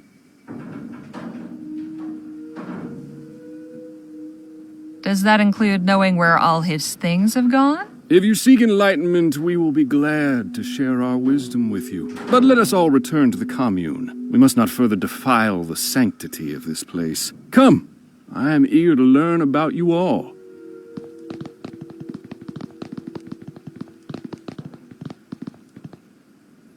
Welcome to Chrysalis, friends. Feel free to explore, converse with the residents. You'll find we have much to offer. We'll speak again soon. What an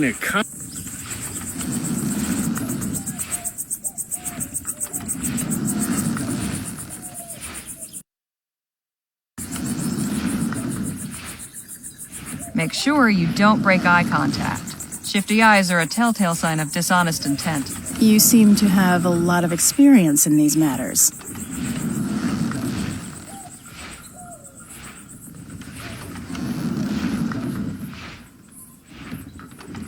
Maybe, but I only lie when it's necessary. You find it necessary to lie? Sure, at times. To save my skin. You don't? I haven't needed to. Lucky you. Hope that keeps working out for you. But if anyone asks what you were up to the day when, say, a wagon got raided outside Rosewater, a little capacity for dissimulation might be handy to have. Your advice is appreciated. I'll just see what I can find out on my own.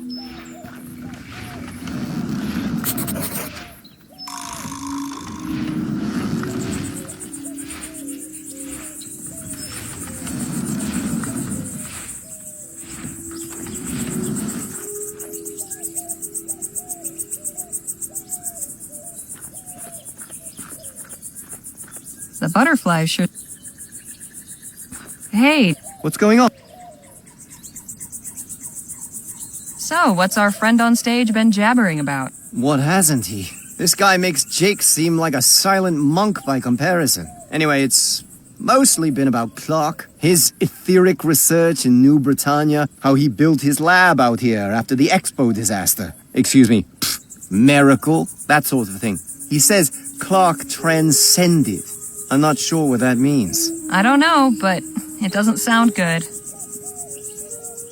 What's your impression of Chrysalis? Well, it's peculiar. Everybody's got a job to do, a way to help. Nobody's left out, and that's nice. But all this stuff about etheric beings? It sounds, Crazy? You said it, not me. Anyhow, I wouldn't mind hanging around a while. I was wondering if you might help me out with something. What? There's a toolbox inside Clark's lab that's out of reach, and I've had no luck getting it down. Think you might put your pistols to the task? I asked Jake to do it, but he said you were the one for the job. I could do that. Yeah. You want to go right now? Yes. Sure. Ah, Phil. There you are. Had enough of those luminous lunatics too, did you? Not entirely. Danny's come to help get that box down. That's it, up there. Right. You might want to stand over on this side, Phil.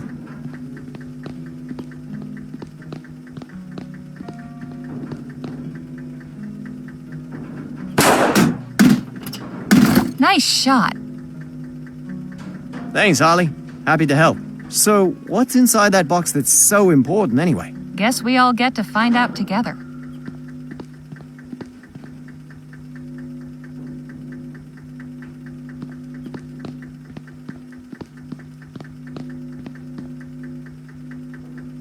Well, anything good inside? Not really. Just a wrench and this odd dial thing. I hope it was worth the trouble, then. That was good practice, at least. I'm heading back to Chrysalis. See you both later.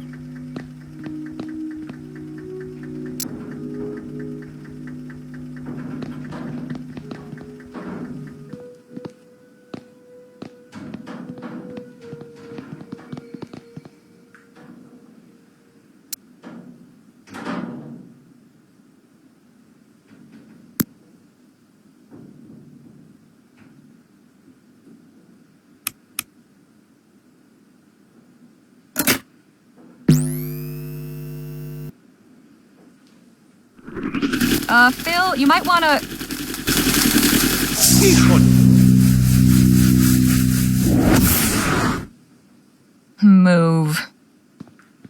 you all right? I think so. The cage seems to have absorbed all that energy. Just warn me before you try that again. So, this console operates equipment by setting the dials in a 4-digit sequence. That means we need to figure out the right code to get the door open. I can't see through. I will stay.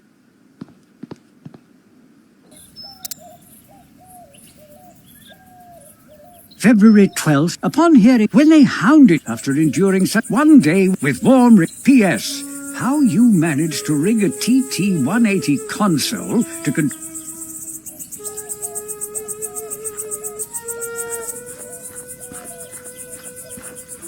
Whatever turning on that generator. All right.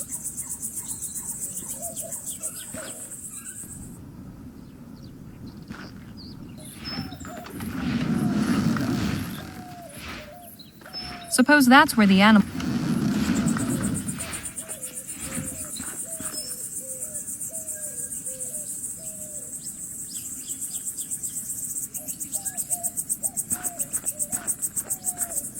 My friends, today we give thanks for our manifold blessings. On this day of celebration, the Evocator's Day of Transcendence. And why do we celebrate today, on the 8-month anniversary? Because 1 is nothing special. 1 is an isolating, selfish, lowly number. But 8 is perfection.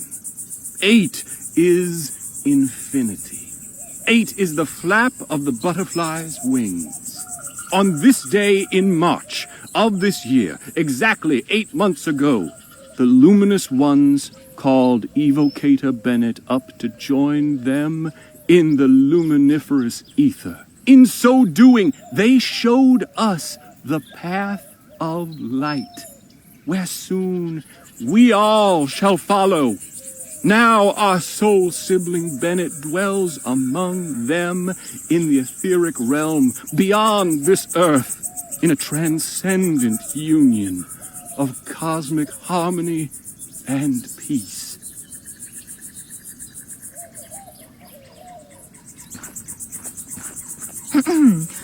I hope I'm not interrupting anything. Ah, Harley. Miss Larkin here was just telling me about this fascinating place. Hello and welcome. It's so nice to have visitors. Thanks, but I was hoping to have a word with Jake in private. Of course. What's on your mind? So, what have you picked up from these fine folks? This ethericity stuff is much more complex than I thought. Seems our friend Dr. Clark may have been on to something after all. I got a theoretical question for you. Shoot. Say you needed to come up with a sequence of 4 numbers. What would you pick to make it easy to remember? Hell, that's easy. 1817. That didn't take you long. It's the year I broke my first filly, if you get my meaning. Not something one forgets easily. Right. I'll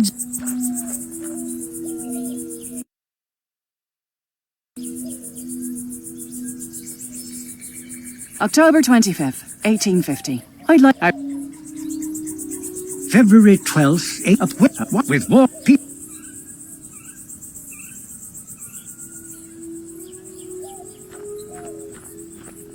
Begging. How may...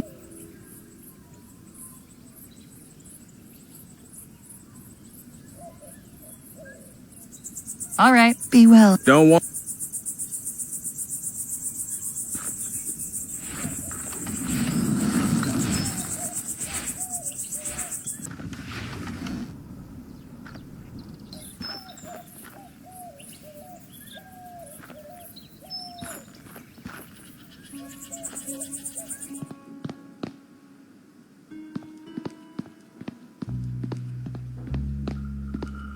I can't make...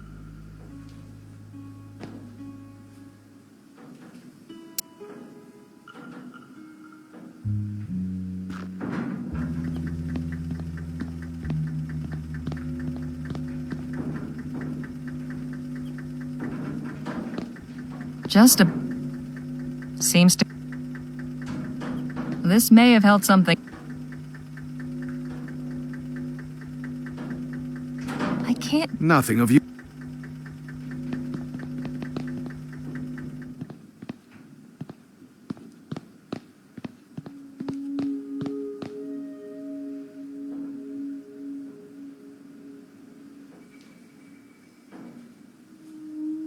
Not much left. I will stay in.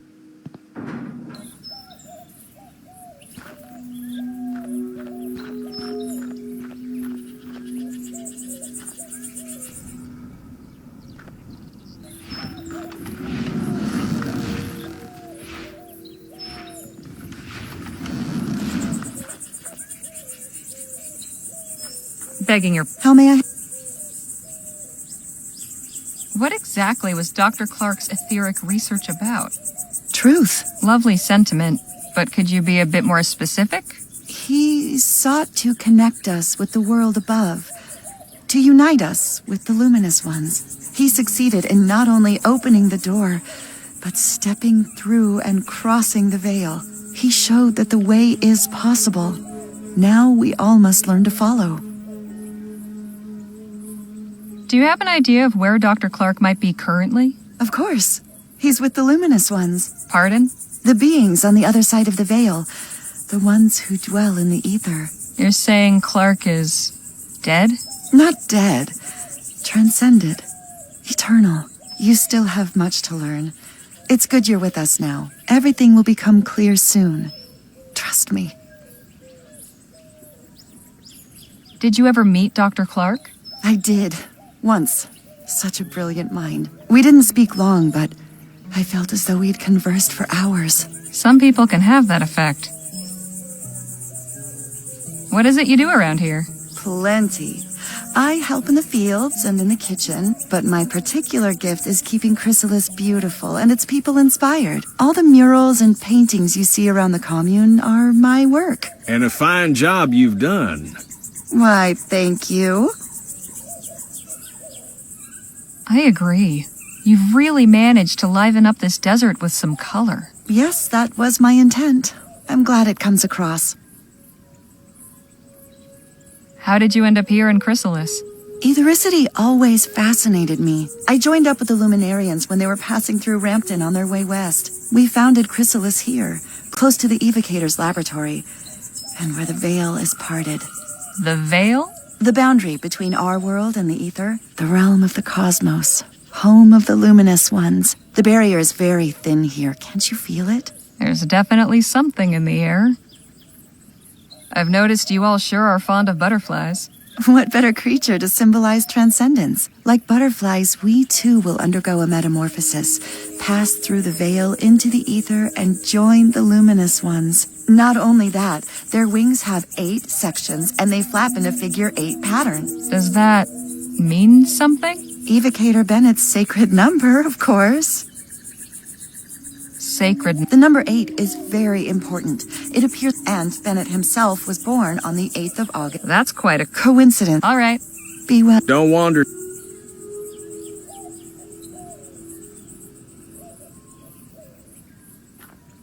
Hey. What's going on?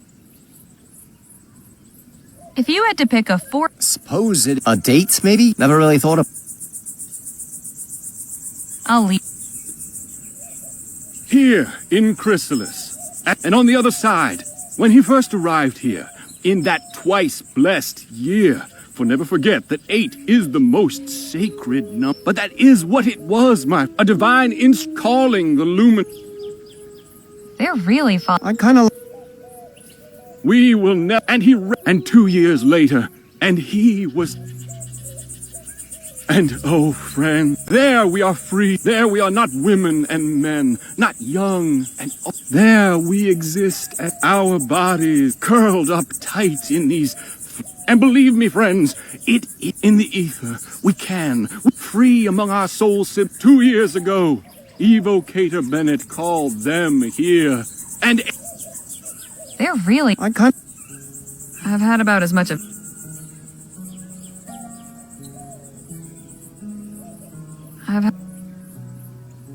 Best not to...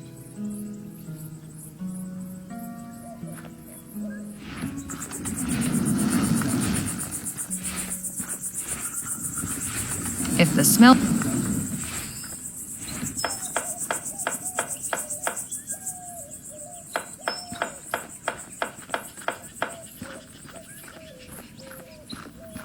Well, well, if it isn't my old friend. The Defiler returns. Hey now, don't get your britches in a twist. You're a guest of Emissary Paul, so I'm obliged to welcome you. But if you continue casting your shadows of discord over all that is bright here, there will be consequences.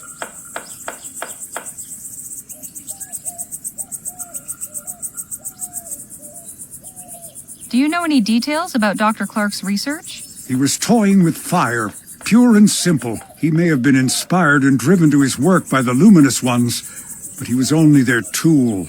He did not acknowledge their undeniable glory, or show them the proper respect. He took a battering ram to the door of heaven. When they tired of the noise, they whisked him away inside the gates, while the rest of us still wait outside. So what you're saying is, you don't actually know. I've underestimated you. I didn't think there could be someone more arrogant than Dr. Clark. Where did Dr. Clark end up? Not where he should have. Did you ever have a chance to meet Dr. Clark? No. Nor did I desire to. No? Ethericity is not a power to be trifled with. I've no interest in meeting someone who treats it as a plaything. What's so special about this place that they've got you standing guard? This building houses our collection of artifacts salvaged from Dr. Clark's laboratory. Oh, so you're the ones who looted the place. We did not loot it. We saved important items from obscurity and decay. Think I might take a quick peek? Absolutely not. Outsiders are forbidden. What if I brought you a new artifact for your collection? Then I would be very surprised. We've already retrieved everything of value from the laboratory. Even from that locked room? That room is inaccessible. Do not even consider attempting to breach it. So how does one go about... You think if you joined us that I would just suddenly allow you to enter? Sure, you said only outsiders were forbidden. Nice try, but not on my watch. I'll leave you. Try not to... Nadine, could we have a word? Of course.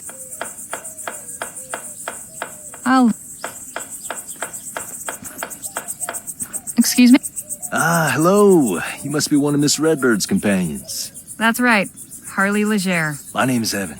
Evan Holbrook. Welcome to Chrysalis. Evan was just showing me the cookhouse. You know they grow or raise everything they eat here themselves? Well, mostly. Sometimes we need to resupply from town, but we aim to be fully self-reliant. Our dedication will be rewarded with bounty.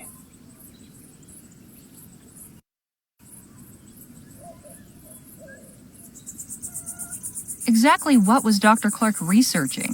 Ethericity, of course. Of course, but what about it? Energy sources? Industrial applications? What? Miss Leger, I couldn't begin to tell you. Whatever reasons he may have given the public, the bankers, the professors, and what have you, his true purpose was to open the way for humanity to pass into the etheric realm. And it wasn't easy. He spent 2 years in that laboratory before transcending. Soon the day will come when we all can follow him. Do you know where Dr. Clark disappeared to? Evocator Bennett didn't disappear. He transcended. Again, you use this word. What do you mean by it? He passed through the etheric gateway and joined with the luminous ones in the cosmos. Oh. Did you ever meet Dr. Clark? Alas, no. I hadn't really heard of him before the expo. I was looking at the wax anatomical models in the medical marvels exhibit. But my wife said they turned her stomach, so she went to see the etheric pavilion instead. I don't think she really knew who Bennett Clark was either. It was just something to pass the time. If only either of us knew what a significant thing was about to happen.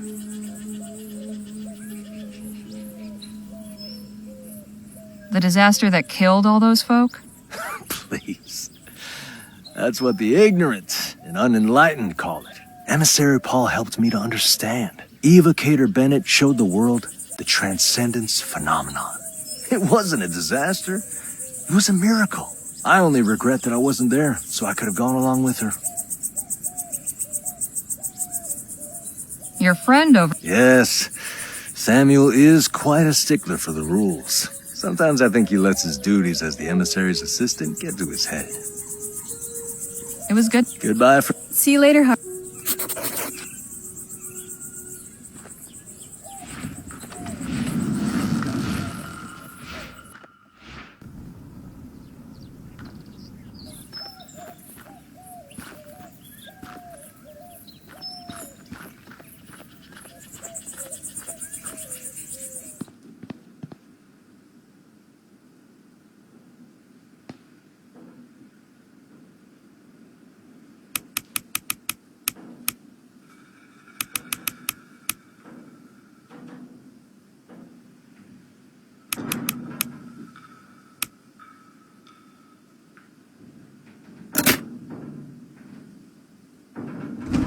Fantastic. Nicely done. Well, nothing horrible came out, shall we? After you.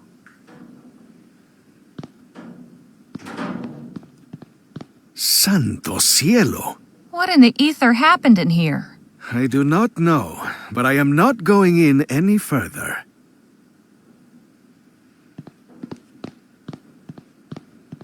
Ripe and juicy tomatoes. How can they grow without any soil? Easy. Devilry. These squashes look healthy. I've never seen anything like... Nope, and I never want to see anything like it again.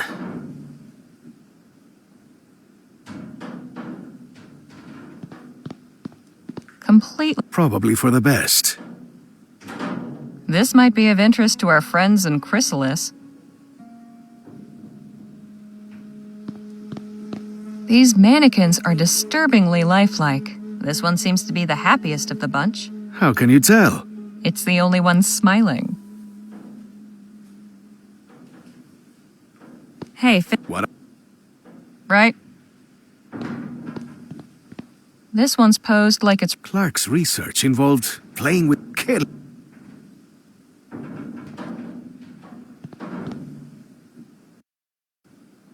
I will stay.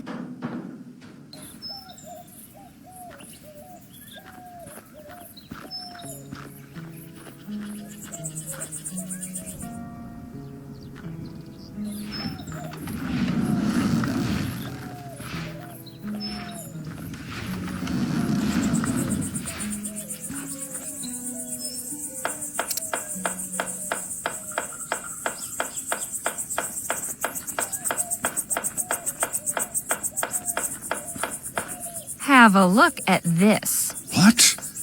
Where did this come from? Clark's lab. His test room, to be precise. You were able to get inside? Sure was. It was full of plants and all kinds of weird equipment. The ethericity seems to have boosted the growth of the seeds somehow. It's like a jungle in there. I cannot condone your reckless disregard for the sanctity of the laboratory. But I also cannot deny the importance of this discovery. I must alert Emissary Paul immediately.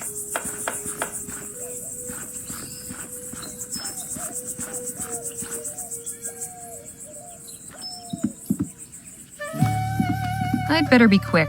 No telling when that chump might come back. Doesn't seem... Damn, that's got a kick to it. Must be nice to actually... That didn't do... The things some people will keep for posterity, I'll never understand. It somewhat resembles a...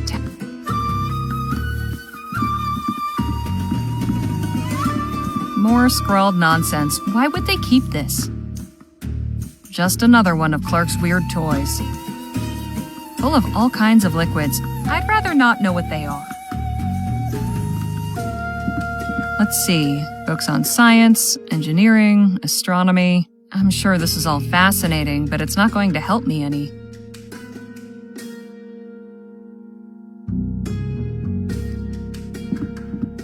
Nothing's hidden behind it. The New Bretagne Gazette. The lead article is about the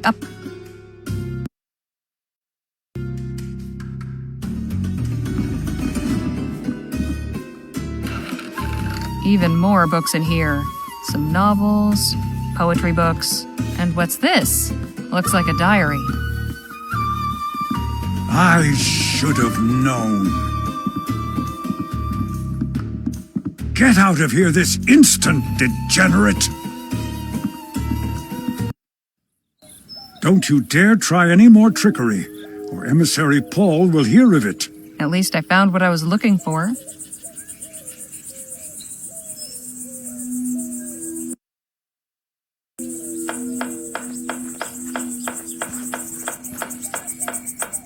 I should probably get out of Beardy's sight first.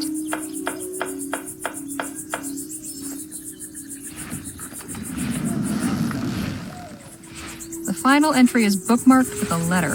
Definitely worth a read. But first...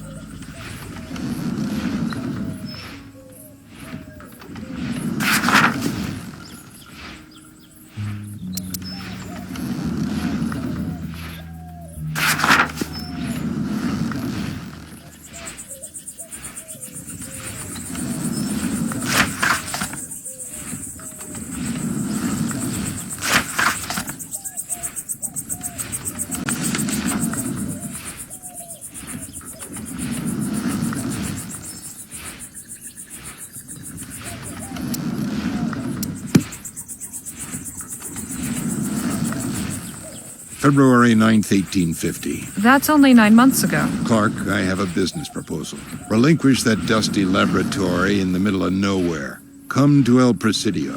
You may stay in my suite at the Jolly Good Club. My Orem Star membership and military rank afford me certain privileges. You will be furnished with the comforts owing to a man of your intellect and accomplishments.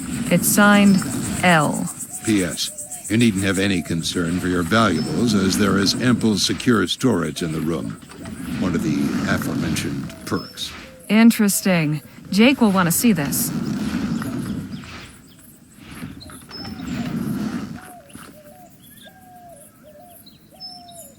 Could we have a word in private, Jake? Sure. What's on your mind? Clark's lab sure is something, isn't it? I admit, I never gave much credence to all that ethericity business, but seeing all them contraptions and appurtenances, let's just say it's given me a new appreciation for Clark's tenacity.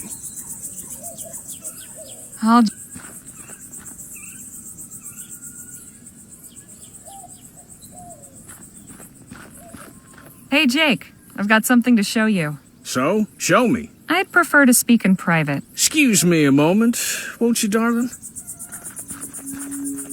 All right, what do you got? I found Clark's journal. Have a look at this letter that was inside. An invitation to the Jolly Good Club in El Presidio? Yep. Check the date. 9 months ago. Ah, nice sleuthing, Harley. Let's round up the others and say our goodbyes. We need to plan our next steps. Leaving us so soon? But you've only just arrived. We appreciate the hospitality, but it's time we moved on. If your journey must continue, then so be it.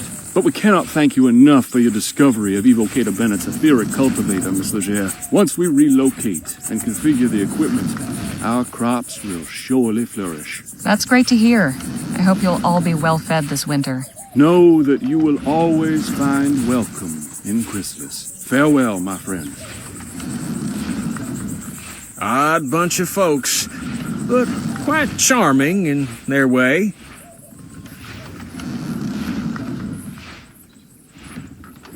There is a strange kind of peacefulness about this place. That's a fine way of putting it. Anyhow, let's get to the crux of the matter. Harley turned up Clark's diary. More importantly, I found a letter inside inviting him to the Jolly Good Club in El Presidio. It was dated 9 months ago. That's right about the time he disappeared, isn't it? It is indeed. I'd say it's obvious that the good doctor accepted the invitation. And took his money with him? Well, it ain't here, or in his lab. And what's that postscript in the letter say, Harley? You needn't have any concern for your valuables, as there is ample secure storage in the room. Don't get much clearer than that. Suppose we should start packing if El Presidio is our next destination. Now, let's not get ahead of ourselves. First and foremost, we need some transportation. You haven't got any? Don't you tour around? Sure, but our show wagon ain't gonna fit all of us. Plus, we'll need it to store all the show's props and equipment while we're gone. There's that lady in town with a wagon, though. Heard her talking at the saloon once. Said she hires it out to travelers. Sounds promising. Who is she? You've met, actually. She was your cellmate when we bailed you out. Lola? She did mention she was leaving town soon. Maybe we can hitch a ride. We should head back to Rosewater, no? Yeah, let's get a move on. Right. Harley, I'm putting you in charge of hiring us some transportation. Danny and I are going back to the theater to settle some business. Come get us once you've arranged a ride. And just how am I meant to arrange it? Financially speaking? Well, now that may get a mite tricky. Our contract was to pay out at the end of the show's run, but seeing as we'll be breaking that contract, I'm sad to say we'll be forfeiting those proceeds. Anybody else got funds to contribute to the kitty? Not unless this Johnson woman accepts pesos. And I've few enough of those at that. I'm afraid I haven't got anything either. Harley, my dear, I'm afraid we must then prevail upon you to furnish the petty cash needed to get our expedition aloft. Seeing as you're the only other one of our posse who's currently in the position of being gainfully employed. And it goes without saying, but you'll be fully reimbursed once we find what we're looking for. On top of your share. With interest. I certainly hope so. Wonderful. Well then, we'll be seeing you later. What about you two? I think I'll pay Dr. Sedgwick a visit. It's been ages. And I owe him proper thanks for his care. See you in a bit, Harley.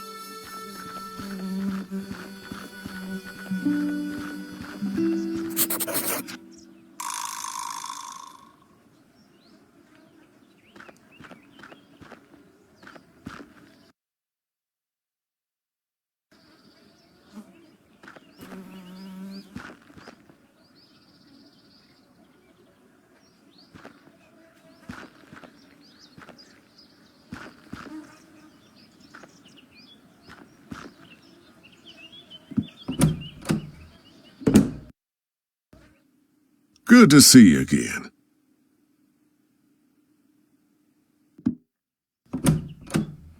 Good to see you again, Harley. Hope you're spinning me some aurum. Well, I've spent the past couple days following Jake around, gathering plenty of straw. Glad to hear it. I like writers who go above and beyond.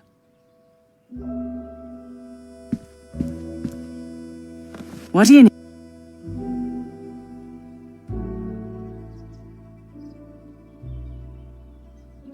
Joni... What for? The long and the short of it is that Jake is invited. I'll need some extra crowns to cover... What kind of an We're going to look for Dr. Bennett Clark's missing fortune. Surely a far more interesting story, wouldn't you say? You're right about that. Tales from the wild frontier are in vogue these days. And folk will be gumming to find out what happened to Clark. But I like people who finish what they start. Get me your assignment, then we can discuss your next one. Understood. I'd bet. Right, yeah. See you later, Joni. Take care.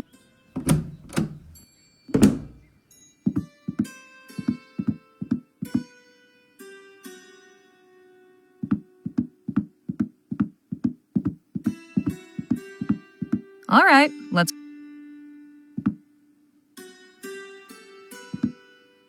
Okay, time to bring home the bacon. The big question, how to open?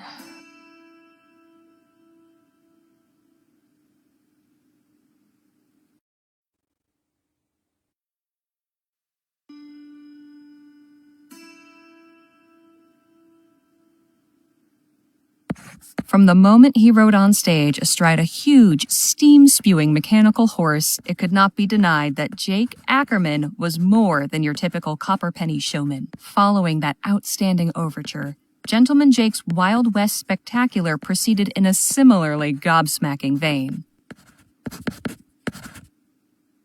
Now the middle section needs to recapture the reader's interest. Let's see.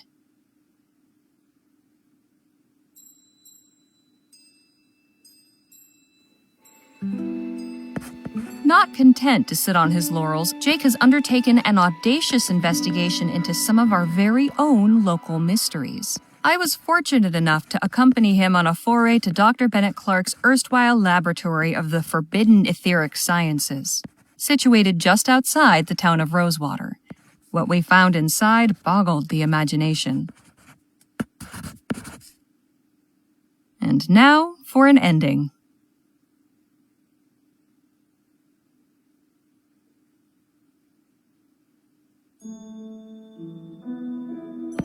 All in all, Mr. Ackerman has shown the true qualities of a great leader and hero. May his adventures persist and his tales continue to inspire and delight. All right, that should do it. Now, what should I title it?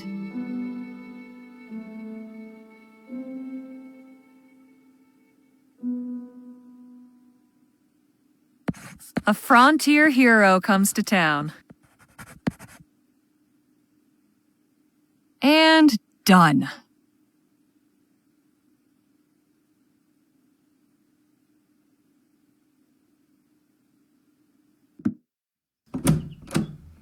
Hello again, Harley.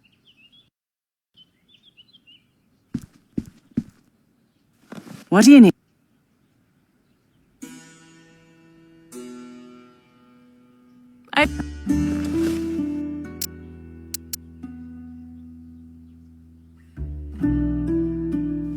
Here you are, Joni. One profile of Gentleman Jake, ready to print.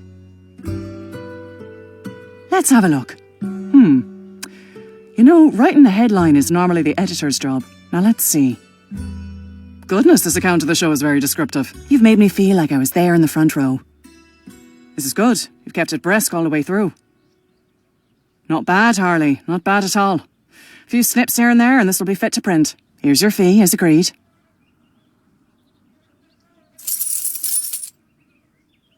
Now I know what I'm working with, I'll have a think about your next assignment. About that. How about that piece? That'll be... Sure enough. All right then. Clark's missing fortune it is. I've got something else. Oh? Do tell. While I was going around with Jake, we spent some time with the Otham. I learned that they've come under constant attack from the soldiers at Fort Beaumont. What? Why? That's the thing. There's no reason. They pose no threat, yet the soldiers harass them anyway. In one recent raid, all their crops were torched. That's atrocious. People need to know about this. I'm glad you think so, because their leader wants their story told. She's willing to be interviewed. She gave me this statement, too. Powerful stuff. I'll pay a visit as soon as I can and see for myself. Plenty of townsfolk could stand to learn about our neighbours in the valley. This could open their eyes. I hope so. Now, if you'll excuse me, I need to see about hiring a wagon. Godspeed, Harley. See you later, Joni. Take care of yourself out there.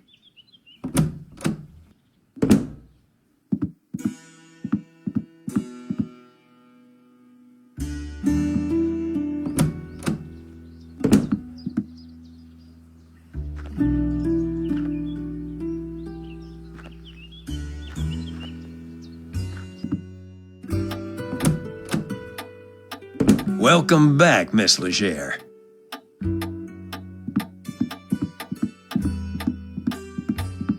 I've got a proposition for you. Is that so? You said you were planning on leaving town? I did. And I've heard you have a wagon for hire. That's right. Interested in a job? Depends who's hiring. I am.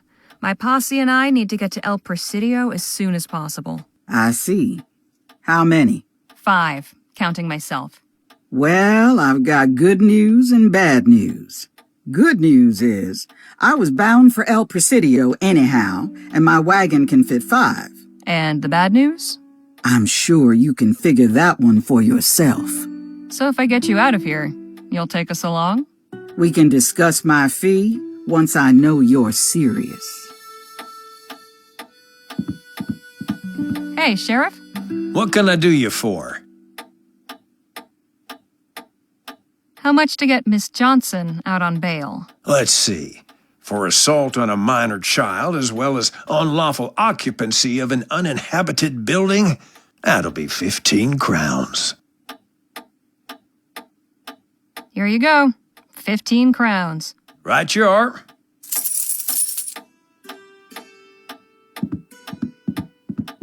Miss Johnson, you're free to go. Don't let me see you in here again. All right, let's get down to brass tacks.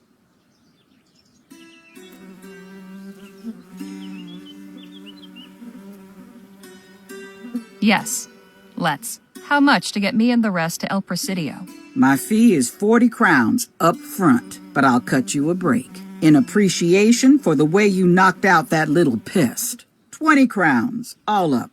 It's a deal. Good. Get your posse together and meet me outside town at sundown. We'll head out then.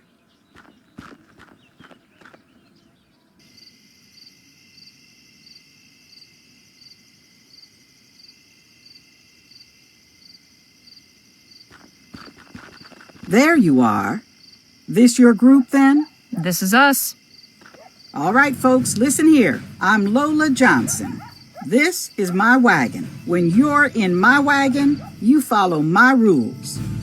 Rule 1. I'm your driver, not your friend. While we're moving, leave me be. That means no yammering in my ear about how pretty you think the mountains are. Rule 2. We stop and go as I say. I ain't interested in blowing up my engine just 'cause y'all are in a hurry. Last rule. Everybody does their part. Be it cooking, hunting, or gathering firewood. This ain't no pleasure cruise, and I won't be serving y'all. The road can be rough, but I'm an experienced navigator and tracker, so stick with me and you'll be fine.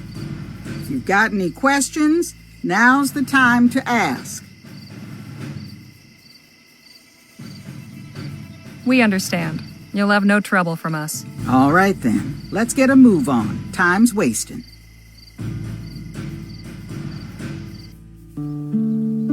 We are off, with the first faint tendrils of dawn at our backs. We head west for El Presidio on the trail of the elusive Dr. Clark.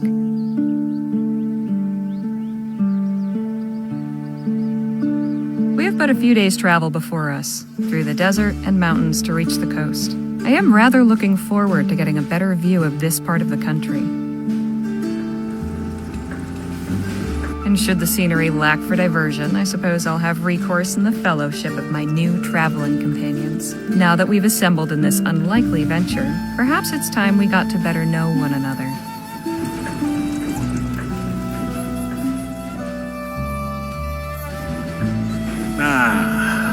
Feels good to be underway at last. Yes, though I must admit I tend to become restless on long trips. Well, we got cards, books, and conversation. Plenty of ways to pass the time.